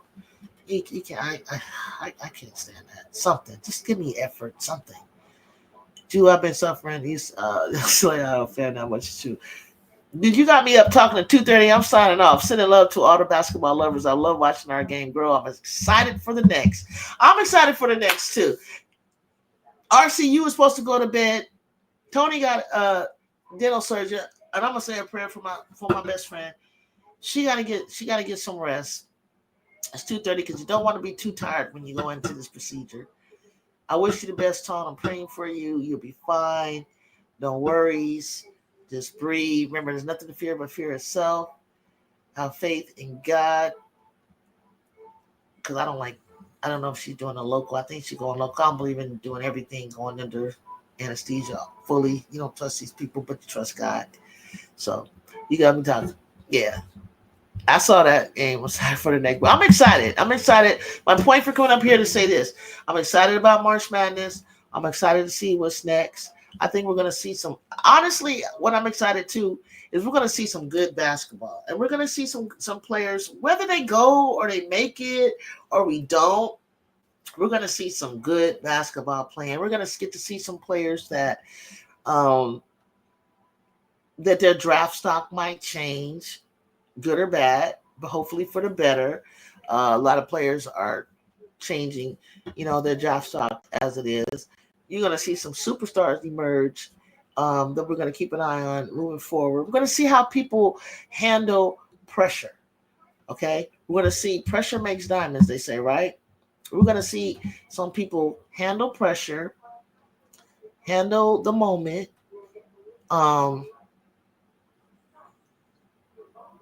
It's going to be some decisions are going to make with a lot of recruits, what school they want to go to, transfer portal people, what school they want to go to. We're going to see what these coaches are made of. We're going to talk about that next time. We're going to talk about some things we're going to focus on. We've talked enough about the players because truly they're the focus, right? They're the ones, they're the product, and they're the ones that it really matters on what they can do on the court. But how about these coaches? How about you? How do you handle the moment? How do you handle the pressure? What do you got up your sleeve? Because people, coaches is watching you too. Media is watching you too. They're scrutinizing. Can you handle the moment? Are you a better coach? Sometimes you can hurt your team because you're not prepared. You're not properly prepared. I've heard people walk away and said they got out coached.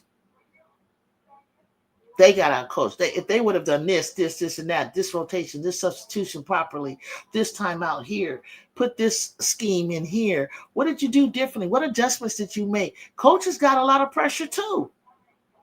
Some coaches, as we saw last year, their jobs are on the line. Are you focusing on your job on the line? Or are you focusing on winning? Because at the end of the day, it's about winning. And it's about putting your players in the best position to win. What have you studied? How much scouting are you doing? How much film are you looking at? How much sleep are you getting? Are you over caffeinated or under caffeinated? Are you looking good? Are you frazzled on the sidelines? Can you handle? What's your temperament like under pressure? Are you connecting with your players? Are you inspiring your players? Are you motivating your players? Are you dealing with problems in your locker room? What are you about? Are you loving on them? Are you chastising them when they need it? Every player is different, so you gotta know what to give every player. It's difficult. What are your assistants about? What are they doing? How are they helping your players get better? Are they sitting down one-on-one with them? Are they encouraging them to go get treatment? Are you paying attention to who's taking it serious? Who's vlogging? Who's TikToking? Are they staying loose? Are your travel plans good? What's happening as a coach? What you doing? I was in that boat too. I keep hearing all this stuff about JuJu Watkins, and I said to myself, they're just talking her up because they so ready for the next superstar. But once I began to watch, you understood. You understood. And I don't even think they talked her up. There was so, I mean, I think they did, but they didn't. I think that Jew has not oversaturated things. You have to, she's definitely as advertised. She listens with, I'm telling you, like I did the same thing. I had to go see for myself. And it wasn't like I saw a game. When I saw her play, it's not, I saw something, it's just something about her aura. It's not about, it wasn't like this spectacular performance that I saw that day. It was a competitiveness about her and a skill set that no other girl, woman, young girl, lady, whatever you want to say, has out there right now. And when I said what I said, I said what I said because I've seen them all. I'm several decades old, and I've seen these best players in person, whether it be in the WNBA or back in the day, ABL League. I attended basketball games. I watched high school, the best of the best. From all the players that I said, Rutgers, the early WNBA days, I've tried out for it in WNBA. I'm telling you, it's something special about this player. She has a physique. Her physique is totally different than her freshman year. And if you look back in her high school just 2 years ago, her physique is ready. It's like she's ready. She's getting ready for the Olympics. Her body is on there to be an Olympian body. She's preparing for. I don't even care if she doesn't win this year. But what you're gonna do? But what you're gonna do is you're gonna get the best JuJu Watkins you've ever seen. Mentally, she's mentally there. Body is there. Just let her play. Just let it roll. Let's see what happens. You know, people from Cali knew and know, and we know, and everyone we knew already. We saw it. We've been watching her since she was 12 years old. There's people that before me that was watching her. Tina knew her since she was in grammar school. Tina Thompson. Tina Thompson's friends with her mother. Like we've known this. Phil Handy's been working already since she was that age. She was the tallest kid, always on the floor. She was just built different. She didn't even look like she fit in the class that she was in. It's just that simple. Some people are just built for the moment, and that's what we have. It's that simple. It's not a big deal. Nothing to get bent out of shape with. It's like, no, Hannah Hill doggo. No, I watched Hannah grow up. If you look at the picture, the McDonald American picture, and then you look at JuJu standing next to her, it looked like JuJu looked like a college student and Hannah looked like a 10th grader. And then now Hannah's like coming and growing and maturing and to this beautiful, she's blossoming. You know what I'm saying? But they're not on the same level. So, I said that to say, let the games begin. Let the dance begin, y'all. Let the dance begin, y'all. Let the dance begin, DeWitt. All right, look. It's 11:30 my time. I've enjoyed getting up here rapping with y'all. I know I got to do better. I got to come more often. I mean, because I'll be reading stuff all the time, and I'll be wanting to pop up and say, hey, did you see this award? Did you see this commercial? Did you see this take? So and so. I'm keeping receipts of the media of what they're saying constantly. All players you're talking about will not win a national. All the players I'm saying may not win the national. I probably said a whole lot of them, right? But you know what, though? They may not win a national championship, but the top players that I'm talking about, whether like the first team All-Americans, whether it be Betts, JuJu, Hannah, Madison, I can't remember who the first Paige, they're gonna win it.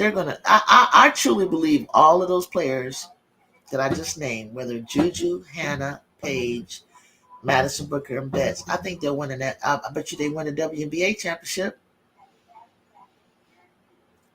It ain't over. Just because they don't get a national championship, you still can get a WNBA championship. Smart guy. Smart guy. What's happening, smart guy? When you come in here, you should say hello to everybody first. I haven't seen you all night. And guess what? National championships are very good. I mean, they're like the cherry on top of your career. And, it puts you in a conversation and say, like, are you a GOAT? Like, if you're on your way to be a GOAT like JuJu is, she's a future GOAT. But if she doesn't get that cherry on top, she probably can't be in the conversation as a GOAT in college. That's why I know she will get it, because she's a GOAT. She's been a GOAT everywhere where she goes. So she'll get one. Mark my words. She has 3 years, bro, to get it. And if you don't think she gonna get it, you don't know basketball. I'm gonna tell you to your face, you don't know basketball. So, I'm gonna say this again as I round out. Hit the like button for me, please. It doesn't take that long. Tap your phone, scroll up on your TV or your whatever this is called, tablet or laptop. It can't hurt. Give me a like. Tell a friend to subscribe. Come and hang out. Come and talk. Come and hear me. Come and challenge me. Say what you gotta say. Ask a question. Make a comment. Whatever that might be, but be respectful. That's all I ask to my guests and to myself. And I promise I'll do the same for you if you are with me. And don't be afraid to disagree, but do it in a respectful way. Okay? We can talk hoop, we can debate, that's fine too. But come here civilized. And so we can hang out and we can chit chat. And we can talk hoops. But the games have begun. I'm gonna take it. I'm gonna close it out with that note. And I want you guys to get some rest because we got a lot of basketball going on tomorrow. And I want you to come right back here. And everybody loves JuJu 1-2 Talk Hoops. My name is JuJu, your host. I'm out.